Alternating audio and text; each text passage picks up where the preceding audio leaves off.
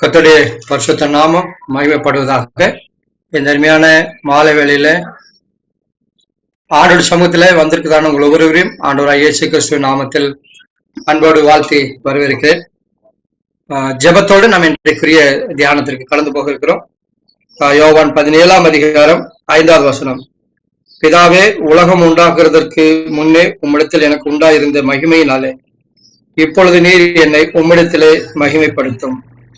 எங்கள் கண்மலை மெய்ப்புறமாகிய எங்க நல்ல ஆண்டவரே, இந்த நாளிலும் கர்த்தாவே, நாங்கள் உங்களுடைய சமூகத்துல வந்து வேத வாக்கியங்களை ஆராயவும் அதை குறித்து நாங்கள் தியானிக்கவும் கர்த்தர் எங்களுக்கு உதவி செய்து வருகிறேன். இந்த நாளிலும் உடைய சத்தியத்தை கொண்டு வருகிற மகனோடு கூட உடைய பிரசன்னம் இருக்க வேண்டுமா நாங்கள் ஜெபிக்கிறோம். நாங்கள் அல்ல, நீர் பேசும், நாங்கள் கேட்கிறோம். உங்களுடைய நாமம் மகிமைப்படட்டும். இயேசுவின் நாமத்தில் ஜெபிக்கிறோம் எங்கள் ஜெபம் கேளு நல்ல பிதாவே, ஆமென்.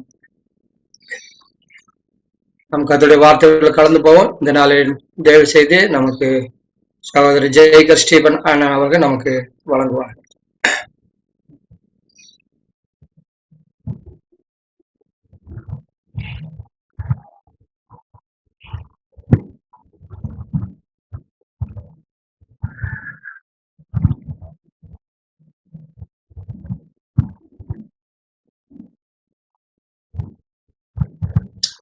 கர்த்தருடைய நாமத்திற்கு மகிமை உண்டாகட்டும். தேவனுடைய பெரிதான கிருபையினாலே இந்த நாளிலும் ஆண்டவருடைய வார்த்தையை பகிர்ந்து கொள்வதற்கு தேவன் தந்த பெரிதான கிருபைக்காய் கர்த்தரை நான் ஸ்தோத்திரிக்கிறேன். தேவனுடைய செய்தி பகிர்ந்து கொள்ள வேண்டும் என்கிற மனநிலைக்கு வந்தவுடனே நான் ஒரு செய்தியை தேர்ந்தெடுத்தேன். அதை ஒரே செய்தியாக முடித்துவிட வேண்டும் என்று சொல்லி எவ்வளவோ பிரயாசப்பட்டேன். ஆனால் அது சரி வராது என்று தோணியது. அதனால ஒரு பகுதியை இந்த வாரத்திலே பகிர்ந்து கொள்ள தீர்மானிக்கிறேன். அடுத்ததை ஒருவேளை உடனே அடுத்த வாரம் நீங்க செய்யுங்க அப்படின்பாரு. அப்படி இல்லை, கண்டிப்பா இல்லை. ஏன்னா அதை நான் ஆயத்தம் செய்வதற்கு எனக்கு போதுமான நேரம் வேண்டும். அதனால அடுத்த வாய்ப்பிலைத்தான் அடுத்த பகுதியை நான் பகிர்ந்து கொள்வேன். ஏன் அந்த முடிவுக்கு நான் தீவிரமாய் வந்துவிட்டேன் என்று சொன்னால், கடந்த வாரத்தில் நான் ஒரு இடத்துல செய்தியை சொல்லிக் கொண்டிருக்கும் பொழுது செய்தியை சொல்லி முடிச்ச பிறகு கேள்வி கேட்டாங்க. கேள்வி கேட்ட உடனே அந்த கேள்விக்கு டக்குனு பதில் நான் பேசி அந்த அதிகாரத்தில் உள்ள சம்பவத்தை சொல்லாதபடி இன்னொரு இடத்துல அதே சம்பவம் இருக்கிறது, அதை விளக்கி கொண்டு இருந்தேன். அதுக்கு காரணம் என்ன அப்படின்னு சொன்னா, அந்த பிரசங்கத்தை போதிக்க போறதுக்கு முன்பாக உட்கார்ந்து அதை தியானிக்கவில்லை, அந்த அதிகாரங்களை எடுத்து வாசிக்கவில்லை, போதுமான நேரம் இல்லை, இருந்த ஸ்லைட்ஸை வச்சு பிரசங்கம் பண்ணியாச்சு. அப்படி பிரசங்கிக்க கூடாது என்று சொல்லி முடிவு பண்ணிவிட்டேன். முடிந்தால் தீர்க்கமாய் படித்து சரியாய் சொல்லிக் கொடுக்க வேண்டும், இந்த அறகுறையா சொல்லிக் கொடுக்குற வேலையை நிற்பாட்டிடணும் அப்படின்னு சொல்லி தீர்மானித்ததுனால தொடர்ந்து நிறைய அப்பாயின்மெண்ட் வாங்கினேன்னு நினைச்சிடாதீங்க. ஒரு சனிக்கிழமை எனக்கு ஒரு குடும்பத்தாரோடு கூட, அவருடைய உறவினரோட, நண்பரோட ஒரு சின்ன ஒரு கூட்டம். சாயங்காலம் ஒரு 4 மணிக்கு ஒரு சின்ன வாலிபர்கள் கூட்டத்தோட ஒரு கூட்டம். இவ்வளவுதான். ஒரு புதன்கிழமை உங்க கூட்டம். போன புதன்கிழமை கூட எனக்கு அவ்வளவு திருப்தி இல்லை என்னுடைய பிரசங்கம். நான் ஆயத்தமாகாமல் வந்து பேசியது. அதுக்குரிய ஆயத்தத்தை நான் செய்ய முடியல. அதனால ஒரு பிரசங்கம் பண்ணாலும் அது தெளிவா பண்ணணும் அப்படிங்கிற மனநிலை எனக்கு இருக்கிறதுனால கண்டிப்பா அடுத்த வாரம் என்னுடைய பகுதியை நான் தொடர போறது இல்லை. அடுத்த மாதம் என் தேவன் சித்தம் கொண்டு ஆயுசை கொடுத்து ஆரோக்கியத்தை கொடுத்து அனுமதிப்பாரானால் அதை நான் செய்ய வேண்டும் என்று சொல்லி தீர்மானித்து இருக்கிறேன். இதை முதலாவது ஏன் சொல்லிடுறேன் அப்படின்னா, பாஸ்டர் கேட்கறதுக்கு முந்தி அவர் புரிந்து கொள்ள வேண்டும் என்கிற சூழ்நிலையினாலே நான் இதை சொல்லுகிறேன். மிக முக்கியமான காரியம், ஒருவேளை எல்லாருக்கும் தெரிந்த காரியம்தான். ஆனா இன்னைக்கு திருச்சபைக்குள்ள நான் பிரசங்க இதன் அடிப்படையில் ஆயத்தம் செய்கிறேன் என்று சொன்னால், என்னிடத்துல வேத பாடங்களை கற்றுக்கொள்ள விரும்புகிற பிள்ளைகளிடத்துல எழும்புகிற கேள்விகளின் அடிப்படையில, அவர்கள் சந்திக்கிற போதர்களிடத்துல இருந்து வரக்கூடிய வார்த்தைகளின் அடிப்படையில இதை விசுவாசிகளுக்கு தெளிவுபடுத்த வேண்டும் என்கிற மனநிலையிலேயே நான் செய்திகளை ஆயத்தம் செய்கிறேன். இந்த தலைப்பை பார்த்த உடனே உங்களுக்கு என்ன புரிஞ்சிச்சுன்னு எனக்கு தெரியாது. தீர்க்கதரிசியால் உயர்த்தப்பட்ட அந்த வார்த்தை. கண்டிப்பா செவன்த் டே அட்வென்டிஸ்ட் அப்படின்னு சொன்னா அந்த தலைப்பு விளங்கி இருக்கும். உண்மையான செவன்த் டே அட்வென்டிஸ்டா இருந்தோம் அப்படின்னு சொன்னா அந்த தலைப்பு விளங்கி இருக்கும். கடைசி கால திருச்சபைக்கு தேவன் ஒரு தீர்க்கதரிசியை கொடுத்து வழி நடத்துவார் என்கிற உண்மை எனக்கு சபையில் இருந்து மறந்து போயிற்று அப்படின்னு சொன்னா அது மிகைப்படுத்துகிற வார்த்தை அல்ல. ஒரு பிரபலமான ஒரு சுயாதீன ஊழியக்காரர், பிரபலமானவர், அவர் பேசுகிறார் என்று சொன்னால் ஒரு சின்ன கூட்டம் பின்னாடியே போகும். அப்படி ஒரு பிரபலமான ஒரு சகோதரர்.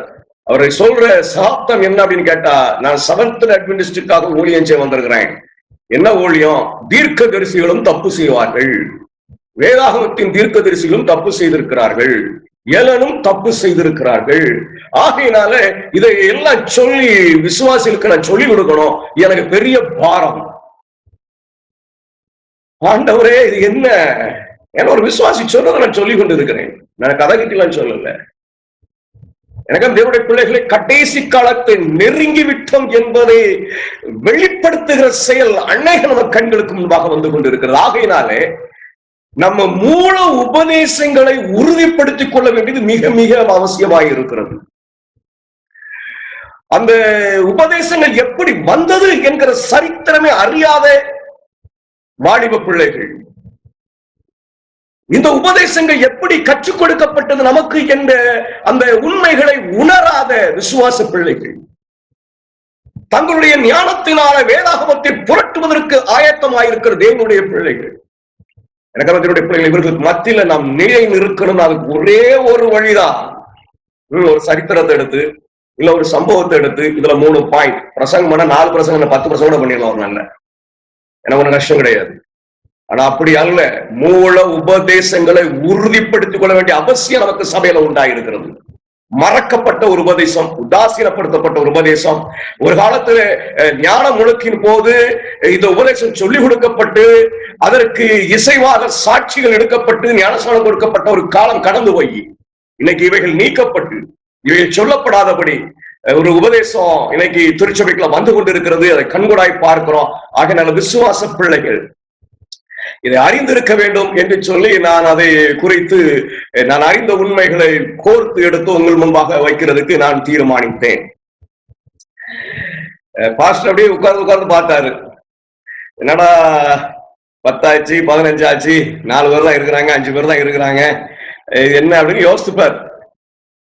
நான் என் மனைவிட்ட சொல்லுவேன், என்னங்களா முதல் நாள் பிரசங்கத்துக்கு 10 பேர் வருவாங்க, 2வது நாள் பிரசங்கத்துக்கு 7 பேர் வருவாங்க, 3 4வது பிரசங்கத்துக்கு வர மாட்டாங்க, இருதயம் நொறுங்குடணும், சும்மா பாலிஷ் பண்ற செய்தியை நான் சொல்லவே மாட்டேன். அதனால பாஸ்டருக்கு எண்ணிக்கை வேணும்னா ஜெயகிருஷ்டி கூட பிரசங்கம் பண்ண அனுமதிக்க கூடாது. அதுக்கு ஆட்களை தேர்ந்தெடுத்து கொண்டு வர வேண்டும். அவரை கூட்டிட்டு வந்தீங்க, அவர் முன்னாடியே 10 பேர் வருவாங்க. அவர் முன்னாடியே இருந்து நீங்க பாப்பீங்க, ஒரு இடத்துல போனா ரெகுலர் 30 40 பேர் அட்டன் பண்ணிட்டு இருப்பாங்க, திடீர்னு ஒரு பிரசங்க வந்தோன்னா 60 70 ஆயிரும். அது அப்படி அல்ல. நீங்கள் ஓடிக்கொண்டிருக்கிற காலம் எத்தனை பேர் இருக்கீங்கன்னு எனக்கு தெரியாது. நீங்கள் ஓடிக்கொண்டிருக்கிற காலம் சாதாரண காலம் அல்ல. நீங்கள் கடைசி காலம் என்று சிறு வயது முதல் கொண்டு கேட்டுக்கொண்டிருந்திருப்பீர்களே, அந்த கடைசி காலத்தை எதிர்நோக்கி கொண்டிருக்கிற மிக அருகாமையில் இருக்கிறது. அதனால இப்படிப்பட்ட உபதேசங்களில நீங்கள் உங்களை உறுதிப்படுத்திக் கொள்ள வேண்டும் என்பதற்காக சொல்லப்படுகிறது. இது சாதாரணமாக எடுத்து சொல்ல வரவில்லை, இதுல ஒரு பெரிய ஆபத்தும் இருக்கிறது. நீங்கள் ஜாக்கிரதையாக இல்லவிட்டால் நீங்க பிசாசுக்கு பின்பாக அணிவகுத்து நிற்பீர்கள். இல்ல அதெல்லாம் எப்படிங்க போயிருவீங்க. நீங்கள் சரியாக வேதாகமத்தை அறிவதற்கு உரிய ஞானம் உடையவர்களாக இல்லாதபடி அஜாக்கிரதையாக காணப்படுவீர்கள் என்று சொன்னால் நிச்சயமாக பிசாசுக்கு பின்பாக அணிவகுத்து விடுவீர்கள். அதனால இதை கூர்ந்து கவனித்து நிதானமாக நாம் படிக்க போகிறோம்.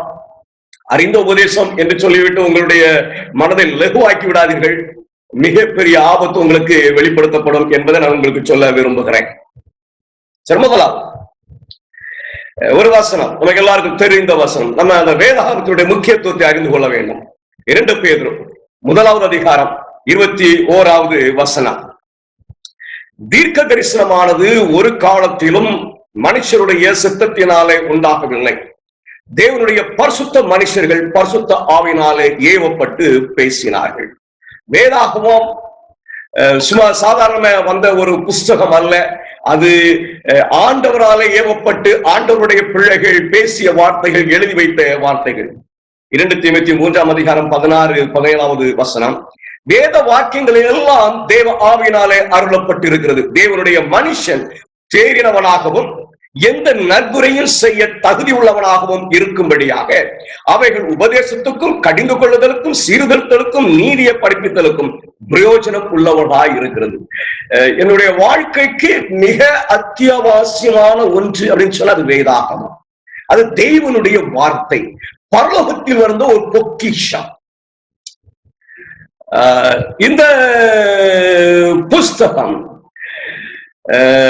கர்த்தருடைய வார்த்தை என்பதற்கு அடையாளமாக பிசாசவன் அதற்கு எதிராய் செய்த யுத்தங்கள் வெளிப்படையாக இருக்கிறது. என்ன யுத்தம் அவன் செய்தான் அப்படின்னு நீங்க அறிந்து கொள்வதற்கு பிரயாசப்பட்டீர்கள் என்று சொன்னால், அவன் முதலாவது எடுத்துக்கொண்ட ஒரு யுக்தி என்ன அப்படின்னா, இந்த தேவனுடைய வார்த்தையை இல்லாமல் ஆக்கிவிட வேண்டும். இந்த புஸ்தகத்தை ஒன்றும் இல்லாமல் ஆக்கிவிட வேண்டும். ஏனென்றால் இதை படித்தார்கள் என்று சொன்னால், இதை ஆராய்ந்தார்கள் என்று சொன்னால், அவர்கள் தேவனை கண்டுகொள்வார்கள், தேவனுடைய வழியை கண்டுகொள்வார்கள், அவருடைய ரட்சிப்பின் வழியை கண்டுகொள்வார்கள், தேவனுடைய சமூகத்துக்குள்ளே ஓடிவிடுவார்கள், ஆண்டவரை தேடிவிடுவார்கள், ஆண்டவரோட பக்கம் போய்விடுவார்கள் என்று சொல்லிவிட்டு சாத்தான் மிக பெரிய தந்திரத்தை செய்தான். இதை அழித்து விட வேண்டும், இல்லாமல் ஆக்கிவிட வேண்டும். என்ன முத அவன் செய்தான் அப்படின்னு சொன்னா, வேத புஸ்தகத்தை எரிப்பதற்கு, அழித்து விடுவதற்கு அவன் தீர்மானித்தான். யாரிடத்துல துவங்கினான், அந்த ஆவி யாரிடத்துல உண்டானது என்று சொல்லி நீங்கள் அறிந்து கொள்வதற்கு பிரயாசப்பட்டால், வேதம் சொல்லுகிறது யூதா ராஜாவின் இடத்திலே, யோயாக்கீம் அவனுடைய அரசாண்ட 4ஆம் ஆண்டிலே கர்த்தருடைய வார்த்தை எரேமியாவுக்கு உண்டானது என்று வேதம் சொல்லுகிறது. அந்த வார்த்தைகள் எல்லாம் அவர் என்ன செய்ய சொல்றாரு அப்படின்னு சொன்னா, ஒரு சுருள் புஸ்தகத்துல எழுதியிருப்பா. ஒரு புஸ்தக சுருளை எடுத்து, நான் இஸ்ரவேலை குறித்து, யூதாவை குறித்து சொன்ன வார்த்தைகள் அப்படியே நீ எழுதிரு அப்படின்னு சொன்ன உடனே எரேமியா என்ன செய்கிறார் அப்படின்னு சொன்னா, நேரியாவின் குமாரனாகிய பாரூக்கை அழைத்து அவரிடத்துல நீ நான் சொல்லுகிறதெல்லாம் எழுதப்பா அப்படின்னு சொல்லி பாருக்கு எரேமியா சொல்ல சொல்ல சொல்ல சொல்ல எல்லாத்தையும் என்ன செய்யறான், புஸ்தக சுருள்ல எழுதுகிறான். அது மாத்திரமல்ல, எரேமியா அவனுக்கு ஒரு காரியத்தை சொல்ற, நீ இதை எடுத்துட்டு போய் ஆலயத்துல உபவாச நாள்ல நீ எல்லா யூதர்களும் கேட்கும்படியாக, எல்லா ஜனங்களும் கேட்கும்படியாக நீ அதை வாசிக்கணும் அப்படின்னு சொல்றாங்க. பாருக்கும் போய் அதை என்ன செய்யறான் அப்படின்னு சொன்னா, ஆலயத்துல எல்லாரும் கூடுகிற இடங்களில் நின்று அந்த புஸ்தகஸ்தூர்ல எரேமியா சொன்னதை எழுதி வைத்திருக்காங்க, அதை வாசிக்கிறான். எவ்வளவு காலம் வாசித்திருக்கான்னு சொன்னா, யோயாக்கீம் 5ஆம் வருஷம் வரைக்கும், ஒரு ஆண்டு காலம் அவன் என்ன செய்திருக்கிறான், வாசித்து இருக்கிறான். அந்த 5ஆம் வருஷத்துல என்ன நடக்கிறது என்று சொன்னால், எல்லாரையும் ஒரு உபவாச நாளுக்காக ராஜா கூட்டும் பொழுது அந்த இடத்துல போய் நின்று அந்த உபவாச நாள்ல எரேமியா சொன்னது போல எல்லாரும் அங்கே கூடி வந்திருக்கிறார்கள், அவர்களுக்கு முன்பாக அதை வாசிக்கிறார். அவன் அதை வாசித்துக் கொண்டு இருக்கும் பொழுது அந்த செய்தியை மிகாயா என்பவர் என்ன செய்கிறார் அப்படின்னு சொன்னா, கொண்டு வந்து அங்க இருக்கிற பிரபுக்கள் இப்படி ஒண்ணு வாசிக்கிட்டு ரொம்ப பயங்கரமா இருக்கிறது, ராஜாவினுடைய அந்த ராஜ்யம் அழிந்துவிடும், அவருக்கு எதிராக கடுமையான வார்த்தைகள் எல்லாம் உபயோகப்படுத்தி அதை வாசித்துக் கொண்டிருக்கிறாங்க என்கிற ஒரு கருத்தை அங்கே சொல்லப்படுகிறது. உடனே அந்த மூப்பர்கள் எல்லாம் என்ன செய்கிறாங்கன்னா, யெகூதியை கூப்பிட்டு நீங்க பருவத்தை கூட்டிட்டு வாப்பா, நீ பாருங்க கூட்டிட்டு வா அப்படின்னு சொல்லி பாருங்க கூட்டிட்டு வந்து, என்ன நீ வாசிக்கிற வாசி அப்படின்னு சொல்லி கேட்கிறாங்க. கேட்டா அவர்கள் அதை கேட்டு பயந்தார்கள், அதை கேட்டு பயந்தார்கள். அது மாத்திரமல்ல, பாருங்க கூட்டு, எப்பா நீ இங்க இருந்துறாத, நீ எரேமியா கூட்டிட்டு எங்கேயாவது ஒழிச்சிக்க, ஏன்னா ராஜா கொடுமையானவன், யோயாக்கீம் உங்களை அழித்து விடுவான், நீங்க ஓடி விடுங்கள், ஒளிந்து கொள்ளுங்கள் என்கிற ஆலோசனையும் அவர்களுக்கு சொல்லுகிறார்கள். இறுதியாக அதை ராஜாவுக்கு தெரியப்படுத்துகிறார்கள். யோயாக்கீம் அதை வாசித்துக் கொண்டு இருக்கும் பொழுது அதை புடுங்கி கத்தினாலே வெட்டி அக்கினியில போட்டு எரித்தான் என்று வேதம் சொல்கிறது. அதை வாசிக்கிறேன். சம்பவம் எரேமியா 36வது அதிகாரம் 22, 23 வசனங்கள். 9ஆம் மாதத்திலே ராஜா குளிர்காலத்துக்கு தங்கும் வீட்டிலே உட்கார்ந்து இருந்தான். அவருக்கு முன்பாக கணக்கு மூட்டப்பட்டிருந்தது. யெகூதி 3-4 பத்திகளை வாசித்த பின்பு ராஜா ஒரு சூரி கத்தினாலே அதை அறுத்து சுருள் அனைத்தையும் கணப்பிலே அக்கினியிலே வெந்து போகும்படி கணப்பிலிருந்து அக்கினியிலே எரிந்து போட்டார். ஆண்டவருடைய வார்த்தையை முழுமையாய் அழிக்கிறதுக்கு முத பிரயாசப்பட்டவன் யாரு அப்படின்னு சொன்னா யூதா ராஜா யோயாக்கீம்.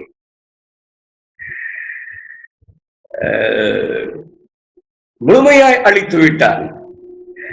எரேமியா சொல்ல சொல்ல சகலத்தையும் அந்த பார்வைக்கு எழுதின ஒன்றும் இல்லை, எல்லாம் அழிந்து போனது. ஆண்டவர் இரக்கமுள்ளவர், அவருடைய பிள்ளைகளுக்கு அவர் அதை மீண்டும் எழுதி கொடுக்கிறதுக்கு தீர்மானித்தார். 36வது அதிகாரம், எரேமியாவின் புஸ்தகம் 36வது அதிகாரம் 27, 28வது வசனம். ராஜா அந்த சுருளையும் அதிலே எரேமியாவின் வாய்ச்சொல்லை பாருக்கு எழுதியிருந்த வார்த்தைகளையும் சுட்டெரித்த பின்பு எரேமியாவுக்கு கர்த்தருடைய வார்த்தை உண்டாகி, அவர் நீ திரும்ப வேறொரு சுருளை எடுத்து யூதாவின் ராஜாவாகிய யோயாக்கீம் சுட்டெரித்த முதலாம் சுருளில் இருந்த முந்தின வார்த்தைகளை எல்லாம் அதில் எழுது என்றார். அதே போல எரேமியா எழுதினார் என்று சொல்லி வேத வாக்கியம் சொல்லுது. சாத்தானுடைய ஒரு பெரிய யுக்தி என்ன தெரிகிறது என்று சொன்னா, அவனுக்கு தேவனுடைய வார்த்தை இருந்துடக்கூடாது, அழிச்சிடும், அதை இல்லாமல் போய்விட வேண்டும். அது அவனுடைய விருப்பம். அதற்கு ஏதுவாக அவனுடைய பிள்ளைகளை அவன் கையில் எடுத்து அதை லகுவாக கையாளுவதை பார்க்க முடிகிறது. அதிகாரத்தில் இருப்பவர்கள் கையில் எடுத்துக் கொள்ளுகிறான். வேதாகமத்தை முழுமையாக அழிப்பதற்கு அவன் சரித்திரம் முழுவதும் அதிகாரத்தில் உள்ளவர்களை கையில் எடுத்துக் கொண்டான். இங்க யூதாவின் ராஜாக யோயாக்கீமை எடுத்தான். தேவனுடைய வார்த்தைகள் அவனுக்கு எதிராக இருந்தது. ஆமா, வசனத்தை வாசித்துக்கிட்டே வரும் பொழுது ஏதாவது வசனம் கொஞ்சம் நமக்கு முடியாதது, கொஞ்சம் எதிராக இருந்தா அதிலே கண்ணை முடிச்சு ஒதுங்கி போற அனுபவம் மாதிரி தான். அந்த வார்த்தை வேண்டாங்க, இத போய் இதெல்லாம் இதுக்கு சொல்லிக்கிட்டு வந்தோமா, ஒரு 4 வார்த்தை சமாதானமா கேட்டோமா, ஒரு லகுவா போனோமா அப்படின்னு இருக்கிறத விட்டுட்டு இதெல்லாம் அக்கினியில் எரிப்பதற்கு சமானம். அக்கினியில் எரிப்பதற்கு சமானம். தேவனுடைய வார்த்தையை அழித்துப்படுவதில் பிசாசன் மிகப்பெரிய ஜாக்கிரதை உள்ளவனாக இருந்தான். மறுபடியும் சரித்திரத்துல இந்த வேதாகமத்தை அழிப்பதற்கான ஒரு முயற்சி நடந்தது. அதாவது ட்ரூத் மேகசின் என்ற புஸ்தகத்தில் பதிவிடப்பட்டிருக்கிறது. நான் உங்களுக்காக வாசிக்கிறேன். கான்ஸ்டன்டைனுக்கு முந்தைய ஆட்சியாளரான டயோக்ளிட்டியன்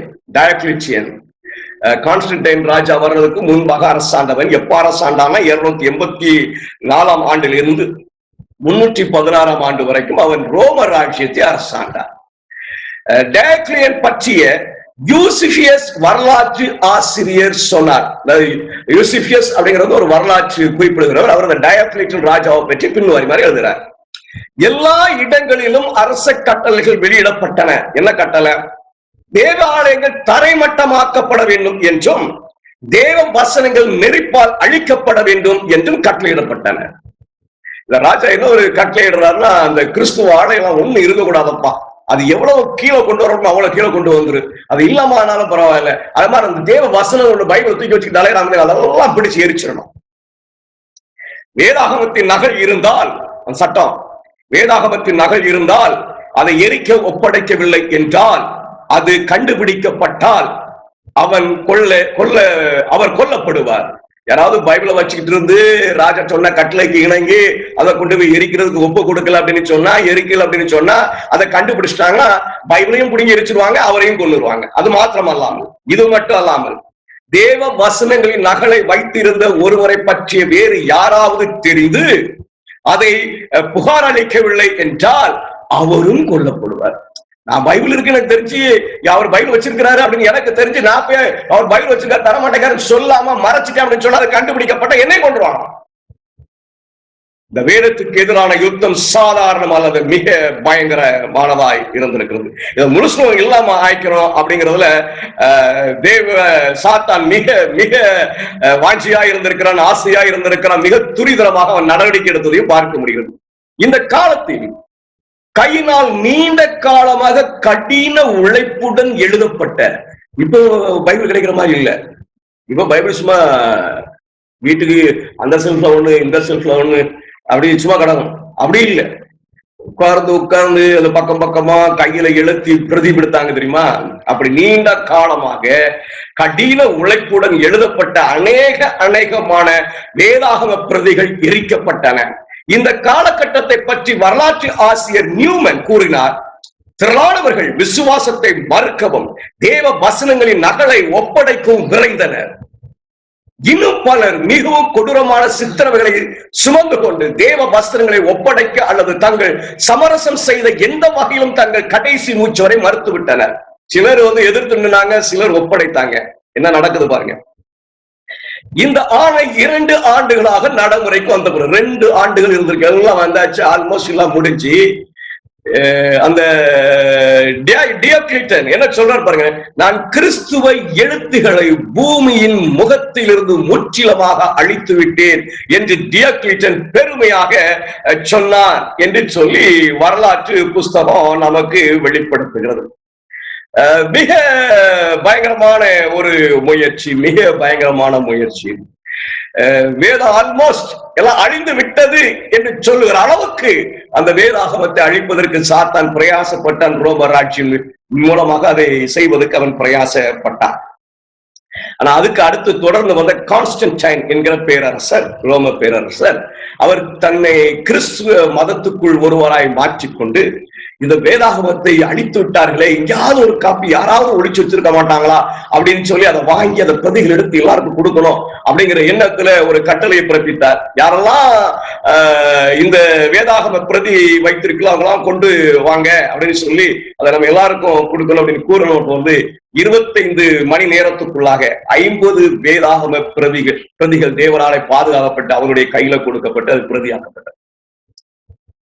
வேதாகமத்தை அழிச்சிடணும்னு சாத்தான் நினைச்சான். ஆண்டவர் அங்கெங்கேயே விசுவாச பிள்ளைகளை பாதுகாத்து ஒழித்து வைத்து அவர்களையும் பாதுகாத்து வேதத்தையும் பாதுகாத்து அதை மீட்டிருக்கிறார். நல்லா புரிஞ்சுக்கிடுங்க. யோயாக்கீம் எரேமியாவினுடைய எழுத்துக்களை அழிக்கிறதுக்கு முயன்றார். ஆண்டவர் எரேமியாவை கூட்டியப்பா மீண்டும் எழுந்து விடு என்று சொல்லி அவருடைய வார்த்தையை பாதுகாத்தார். இங்க டயோக்ளிட்டன் என்கிற பேரரசர் முற்றிலும் அழித்து விட வேண்டும் என்று சொல்லி 2 ஆண்டுகள் வேட்டையாடி அழித்தார். ஆண்டவர் ஆங்காங்கே விசுவாச பிள்ளைகள் மத்தியில் வேதாகமத்தை மறைத்து வைத்து அதற்கு பின் வந்த ராஜாவுடைய கரத்திலே கொடுத்து அதை பிரபலப்படுத்தினார்கள். அதோட முடிஞ்சிடல. வேதத்துக்கு எதிரான யுத்தம் என்பது அதோடு முடிந்து விடவில்லை. எரிக்கிற யுத்தம் 1634 ஆண்டுல ரோம பேரரசு ஆண்ட காலத்தில், ரோம கத்தோலிக்க சபை ஆண்ட காலத்தில் என்ன செஞ்சாங்க பாருங்க. பழைய மற்றும் புதிய ஏற்பாடு புத்தகங்களை யாரும் வைத்திருக்க முடியாது.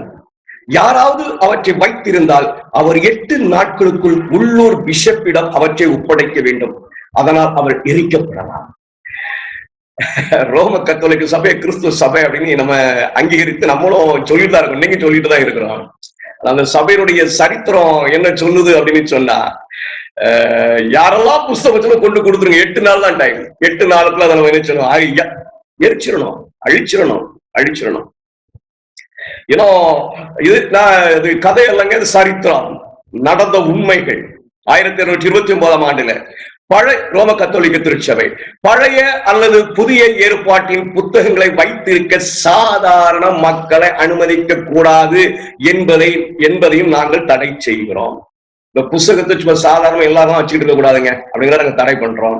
இந்த புத்தகங்களின் எந்த மொழிபெயர்ப்பும் அவர்களிடம் இருப்பதை நாங்கள் மிகவும் கண்டிப்பாக தடை செய்கிறோம். இந்த மொழிபெயர்ப்புலாம் பண்ணி நீங்க வைக்கலாம் கூடாது. புஸ்தகமும் இருக்கக்கூடாது, ஒரிஜினல் மூல பாஷையில் உள்ள புஸ்தகமும் இருக்கக்கூடாது, மொழிபெயர்ப்பும் இருக்கக்கூடாது. இது சாதாரண மக்கள் வைக்கக்கூடாது என்கிற ஒரு தடை உத்தரவை போட்டார்கள். வேலன்சியா கவுன்சில்ல 1229 ஆண்டுல, 1538 டேரன்ஸ் கவுன்சில்ல, 1545 ஆண்டுல இந்த சட்டங்கள் பிறப்பிக்கப்படுது. ரோமன் கத்தோலிக்க திருச்சபை பாரம்பரியமாக வேதாகமத்தின் பயன்பாட்டை நசுக்கியது, எதிர்த்தது மற்றும் தடை செய்தது. இது முதலில் அதிகாரப்பூர்வமாக மக்களுக்கு தடை செய்யப்பட்டது மற்றும் கிபி 1229 வாலன்சியர் கவுன்சிலால் தடை செய்யப்பட்ட புத்தகங்கள் பட்டியலில் குறியீட்டில் வைக்கப்பட்டது. ஃபார்பிடன் புக்ஸ் லிஸ்ட் வச்சுட்டாங்க. அப்படின்னா அந்த தடை செய்யப்பட்ட புத்தகம், இதை யாரும் வைக்கக்கூடாது, யாரும் அச்சிடக்கூடாது, யாரும் மொழியாக்கம் பண்ணக்கூடாது, யாரும் வாசிக்க கூடாது. ட்ரெண்ட் கவுன்சில்ல அதன் பயன்பாட்டை தடை செய்தது மற்றும் இந்த ஆணையை எதிர்க்க துணிந்த எவருக்கும் சாபத்தை அறிவித்தது. மக்களின் பொது மொழியில் வேதாகமம் வாசிப்பதை தடை செய்தல், வேதாகம சங்கங்களை கண்டனம் செய்தல் மற்றும் மரண குற்றம் மற்றும் மரண தண்டனையின் கீழ் அதனை வைத்திருப்பது மற்றும் அதை மொழிபெயர்ப்பதும் தடை செய்யப்பட்டது. யாராவது அதை வச்சிருந்தா, யாராவது மொழிபெயர்த்தால் அவர்களுக்கு மரண தண்டனை. சரித்திரம் சொல்லுது, யாரு செய்திருக்கிறார்? கிறிஸ்துவின் நாமத்தை போதிக்கிறவர்கள். அங்க பாத்தீங்க, யோயாக்கீம் யூதாவின் ராஜா. இங்க பாருங்க, நாங்க இயேசு இயேசு என்று சொல்லுகிற தேவனுடைய வார்த்தைக்கு எதிராக திசை திருக்கப்பட்டு அழிப்பதற்கு, அதை இல்லாமல் போக செய்வதற்கான பிரயாசம் உண்டாயிருக்கிறது. ரோம கத்தோலிக்க சபை பைபிள்களையும் அதன் மொழிபெயர்த்தவர்களை அல்லது அதனை ஆராயவும் வாசிக்கவும் மற்றும் பயன்படுத்தவும் ஊக்குவித்தவர்களை வெளிப்படையாக எரித்து இருக்கிறது. புஸ்தகம் ஆண்டவருடைய புஸ்தகம், இது பரலோகத்திலிருந்து வந்த பொக்கிஷம் என்பதற்கு இதை காட்டிலும் வேற ஒரு சான்று அவசியம் இல்லை. முன்னால வாசம் பாத்தீங்களா, இது தேவனுடைய மனுஷர்களால தேவ ஆவியினால ஏவப்பட்டு எழுதப்பட்டது. இது நீங்களும் நானும் சீர்திருத்தம் அடைவதற்காக எழுதப்பட்டது என்பதற்கு அடையாளமாக சாத்தான் நாம் அப்படிப்பட்ட காரியங்களை செஞ்சு விடக்கூடாது என்பதற்காக இது முழுமையாய் தடை செய்தான். சாதாரண மக்கள் வைத்திருக்க கூடாது. அந்த ஃபாதர்மார்கள் சிலர் மாத்திரம், உயர்ந்த அந்தஸ்துல உள்ளவர்கள் மாத்திரம் தான் பைபிள் வச்சுக்கலாம், வேற யாரும் வைக்க முடியாது. இதுல இருந்து ஆண்டவர் திருச்சபையை காத்தாரா அப்படின்னு கேட்டீங்கன்னா, இந்த உயர்ந்த இடத்துல வைக்கிறதுக்கு அனுமதி கொடுத்தார் பாத்தீங்களா, அங்க இருந்து ஆண்டவர் சீர்திருத்தவாதிகளை எழுப்பினார். மார்ட்டின் லூத்தர் போன்ற சீர்திருத்தவாதிகளை எழுப்பினார். அவங்க கையில இருந்த வேதாகமத்தை எடுத்து கொண்டு வந்து அதை மொழியாக்கம் செய்து அதை என்ன செய்தார்கள்? பிரபலப்படுத்தினார்கள். ஆண்டவருடைய புஸ்தகத்தை அழிக்கிறதுக்கு சாத்தான் யுகங்கள் முழுவதும் வேலை செய்து கொண்டிருக்கிறான். அதை இல்லாமல் போக்குவதற்கு வேசி செஞ்சு இருக்கிறான். அவன் என்ன பிரயாசம் செய்ய முடியுமோ அத்தனை பிரயாசத்தை அங்க காட்டி கொண்டு இருக்கிறார். உண்மையை சொல்லணும்னா, நீங்களும் நானும் அவனோடு சேர்ந்து அந்த வேலையில் ஈடுபட்டுக் கொண்டிருக்கிறோம். ஆண்டவரான விட போறதில்ல. அவர் அந்த புஸ்தகத்தை அவர் எவ்வளவு அழிக்கிறதுக்கு பிரயாசப்பட்டாலும் அதற்கு மேல அது இன்னைக்கு பிரபலமாக இருக்கிறதை நீங்கள் பார்க்க முடிகிறது. இன்னைக்கு இந்த புஸ்தகத்தை முழுசும் அழிச்சிடலாமான்னு பார்த்தா முடியாது. இது பல மொழிகள்ல மொழிபெயர்க்கப்பட்டாயாச்சு, பல நிலைகளில அது வெளியாயிடுச்சு. அதை இனி இல்லாம ஆக்க முடியுமா அப்படின்னு ஆக்க முடியாது. சாத்தான் இன்னொரு யுக்தியை கையில எடுத்தான். அதிலிருந்து அவன் செய்து கொண்டிருந்த யுக்தி தான் அதை பிரபலப்படுத்தினான். வேதத்துக்கு எதிராக எப்படியெல்லாம் செயல்பட முடியுமோ அப்படியெல்லாம் செயல்படுகிறார். நீங்க நிறைய பாப்பீங்க, நிறைய இன்டர்பிரேஷன் வரும், நிறைய வியாக்கியானங்கள் வேதாகமத்திற்கு வெளியே வந்துகிட்டு இருக்கு இல்லைங்களா? பலவிதமான வியாக்கியானங்கள் வேதாகமத்திற்கு வந்து கொண்டிருப்பதை நீங்கள் பார்க்க முடியும். ஏன் இப்படி வேதாகமத்திற்கு பலவித வியாக்கியானங்கள் கொடுக்கப்படுகிறது என்று சொல்லி கொஞ்சம் யோசித்து பார்த்தோம்னா, அதற்கு பின்னால மிக பெரிய திட்டத்தை சாத்தான் வைத்திருக்கிறான். நான் ஒரு சின்ன உதாரணத்தை உங்களுக்கு கொடுக்க விரும்புகிறேன். மார்ட்டின் லூத்தர் அவர்களுடைய சரித்திரத்தை குறித்து சொல்லப்படுகிற ஒரு காரியம். அது இந்த சரித்திர குறிப்பு எங்க இருக்கிறது போடப்பட்டிருக்கிறது. நீங்க வேண்டும் என்று சொல்ல குறித்து வைத்துக் கொள்ளுங்கள். லூத்தர், தானியேல் மற்றும் பரிசுத்த யோவான், பரிசுத்த பவுல், பரிசுத்த பேதுரு, பரிசுத்த யூதா ஆகியோரின் நிருபங்களால் வேதாகமத்தில் கணிக்கப்பட்டு விவரிக்கப்பட்ட ஆன்டி கிரைஸ்ட் ஆட்சி, அந்தி கிறிஸ்து, அப்படியே வச்சிருக்கிறேன், அந்தி கிறிஸ்து ஆட்சி போப்பாண்டவரின் ஆட்சி என்று நிரூபித்தார். என்ன நிரூபித்தாராம் லூத்தரு? தானியல் புஸ்தகம், பவுல் எழுத்து, யோவானு, யூதா, வேதம் முழுவதும் உட்கார்ந்து ஆராய்ந்து பார்த்து இறுதியில அவர் சொன்னாரு, போப் ஆண்டவர் தான் அந்தி கிறிஸ்து என்று சொல்லி. வேதாகமத்தின் மூலமாக மார்ட்டின் லூத்தர் போப்பினுடைய அதிகாரத்தை எதிர்த்தவர் சொன்ன ஒரு உபதேசம் என்ன அப்படின்னு கேட்டீங்கன்னு சொன்னா, போப் ஆண்டவர் தான் அந்தி கிறிஸ்து என்று உபதேசித்தார். சாத்தா சும்மா இருப்பானா? சாத்தா சும்மா இருப்பானா? ஆஹா, இப்படி போய்கிட்டு இருந்துச்சுன்னா நம்ம உருவாக்கணும் ஒரு ஆள் வேதாகமத்தை அழிக்கிறதுக்கு, தீயில எரிச்சிடணும், ஜனங்கள் வாசிக்க கூடாது, மொழிபெயர்க்க கூடாதுன்னு சொல்லி, வேதம் பிரபலமாக கூடாதுன்னு சொல்லி தடுத்து போடுறதுக்கு ஒரு ஆளை உருவாக்கணுமே. இவனை போக அந்தி கிறிஸ்து கரெக்டா காட்டிட்டானே, அது எப்படி விடுறது? திட்டம் தீட்டினார். வேதாகமத்திற்கு அடுத்த வியாக்கியானம், அருமையான வியாக்கியானம். நீங்க டிஃபெண்ட் எல்லாம் பண்ண முடியாது, அவன் அவ்வளவு பேசுவான், அவ்வளவு அழகா பேசுவான். நீங்க உட்கார்ந்துகிட்டு இந்த அப்ராணி சப்பானிகளை கூட்டி வச்சுக்கிட்டு அதை அப்படி இது இப்படின்னு பேசிக்கிடலாம். ஆனா அந்த வியாக்கியானத்தை போய் நீங்க படிச்சீங்க அப்படி சொன்னீங்க, அரண்டு போவீங்க. அவ்வளவு வசனம் போட்டிருப்பான், அவ்வளவு சரித்திரம் போட்டிருப்பான். பயங்கரமா இருக்கும், பயங்கரமா இருக்கும். சரிங்களா? என்ன சொல்றாரு பாருங்க.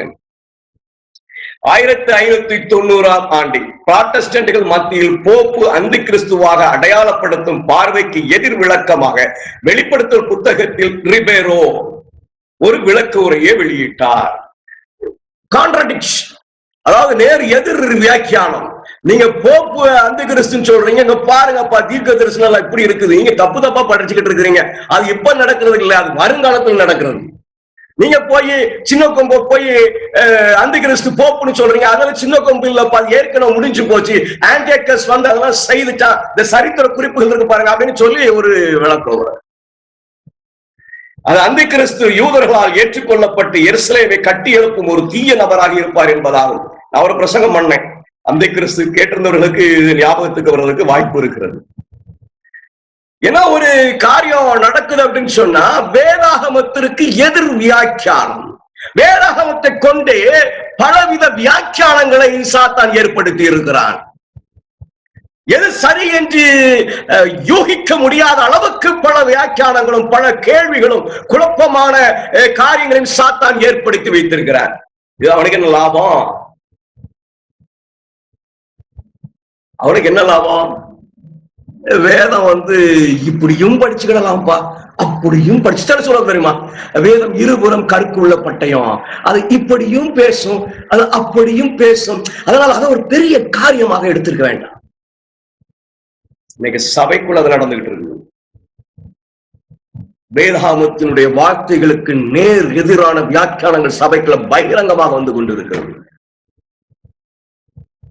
தங்களை ஒரு வேத வல்லுநராய் காட்டுவதற்காக மூலமாய் படித்தவைகள், ஆதியில படித்தவைகள் எல்லாம் விட்டுவிட்டு புது புது கருத்துக்களை சொல்ல வேண்டும் என்று சொல்லி பிரயாசப்படுகிற பிள்ளைகள் எழும்பியாச்சு. கடந்த ஒரு இரவுக்கு முன்பாக போதவர் ஜெயபால் வீட்டு அழைத்தாங்க. என்ன பாஸ்டர் அப்படின்னு. தம்பி ஒரு புஸ்தகம் ஒண்ணு போட்டிருக்காங்க வெளிப்படுத்தலன்னு. யாரு போட்டிருக்கா? என்னென்ன ஆளு போட்டிருக்காரு, நான் பேர் சொல்ல விரும்பல. என்ன பாஸ், என்ன பிரச்சனை? அதாவது பரலோகமே அப்படி இறங்கி புதியவனம் புதிய பூமிக்கு வந்துரும் அப்படின்னு சொல்லி எழுதியிருக்காருப்பா. என்ன பாஸ் செய்யணுங்கிறீங்க? அவர் எழுதுனா அந்த புஸ்தகத்தை வாங்குறதுக்கு நிறைய இருக்காங்க, நீங்களும் வாங்கி வச்சிருக்கீங்களா? இல்ல இல்ல, எனக்கு ஒரு ஆள் அனுப்பி கொடுத்தாரு. எவ்வளவு புக்கு? 200 ரூபா புக்கு. 200 ரூபாய்க்கு புக்கு போட்டு ஓடுது. பரலோகமே அங்கிருந்து இறங்கி வந்துருதாமா புதியவன புதிய பூமிக்கு அப்படி எழுதியிருக்காங்க. தம்பி என்ன செய்யறது? வசனம் தெளிவா இருக்கு, பரலோகத்தை விட்டு புதிய எருசலேம் இறங்கி வந்ததுன்னு சொல்லி அவன் பரலோகமே இறங்கி வந்துட்டு எல்லாம் ஒன்றுதான், பரலோகமும் புதிய எருசலேமும் புதியவனம் புதிய எல்லாம் ஒன்றுதான் அப்படின்னுங்கிற மாதிரி எழுதியிருக்காரப்பா. என்னப்பா செய்யறது பாஸ்டர்? இனி இந்த மாதிரில என்கிட்ட கேட்காதீங்க அப்படின்னு சொன்னேன். நான் போய் மறுபடியும் ஒவ்வொரு ஆளுக்கா விளக்கம் கொடுத்துட்டாலே முடியாது. என் தேவனுடைய வேதத்தை பொய்யாக்குவதற்காக பிசாசினுடைய ஊழியக்காரர்கள் சபைக்குள் எழுந்து விட்டார்கள் என்பதற்கு அடையாளமே தவிர வேற ஒன்றும் இல்லை. ஒருவேளை என்னிடத்துல யாராவது போன் பண்ணி கேட்டா இப்படி எழுதியிருக்காங்க கேட்டா தப்புன்னு சொல்லி கொடுப்பேன். இல்ல இதை போய் ஒரு பிரபலப்படுத்திக்கிட்டு இனிமே செய்யல முடியாது பாஸ்டர். இவங்க டெய்லி ஒவ்வொன்னு புதுசு புதுசா போட்டுட்டே இருப்பாங்க. ஏன்னா அவங்க விசுவாசிகள் அவர்கள் என்ன நினைக்கணும் அப்படின்னு நினைக்கிறாங்கன்னா, ஒரு தீர்க்கதரிசி என்று நினைக்கணும், ஆவியானவர் ஏவப்பட்டு பேசுகிறான்னு நினைக்கணும் அப்படிங்கிறதுக்காக அவர்கள் வியாக்கியானம் செய்ய ஆரம்பிச்சாச்சு. பழைய உபதேசங்களை எடுத்து பேசினா இது பழசு தானே அப்படின்னு நினைச்சுவாங்க. நம்மளை பார்க்க வர மாட்டாங்க, நம்ம கேட்க வர மாட்டாங்க, நம்ம கூட்ட வர மாட்டாங்கிறதுக்காக புது புது காரியங்களை சொல்வதற்கு பிரயாசப்பட்டாச்சு. The satanic spirit is invested in the church.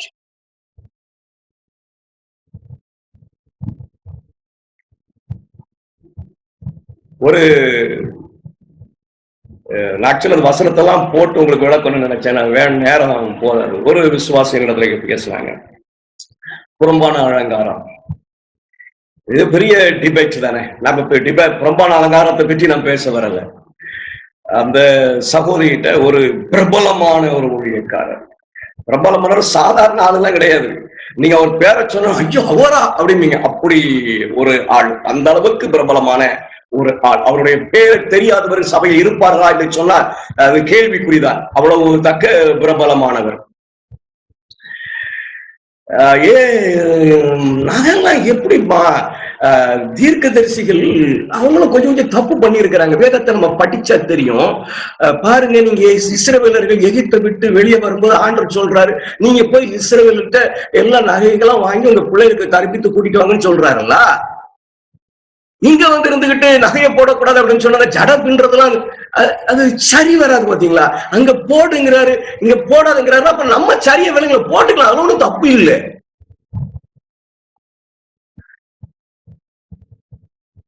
இன்னொரு படி போய் எனக்கு இந்த பாவங்கள் எல்லாம் மேற்கொள்ளவே முடியலையே. கவலைப்படாதம்மா, யோசேப்பு பாவம் செய்யலையா? யோசேப்பு பருவத்துக்கு போகாமையா இருக்கான், போயிடுவான்ல, நம்புறோம்ல. அவன் என்ன பாவம் செய்யலையா? அவன் அப்பா அவனை தேடி வரட்டும்னு காத்து இருந்தார் இல்லையா?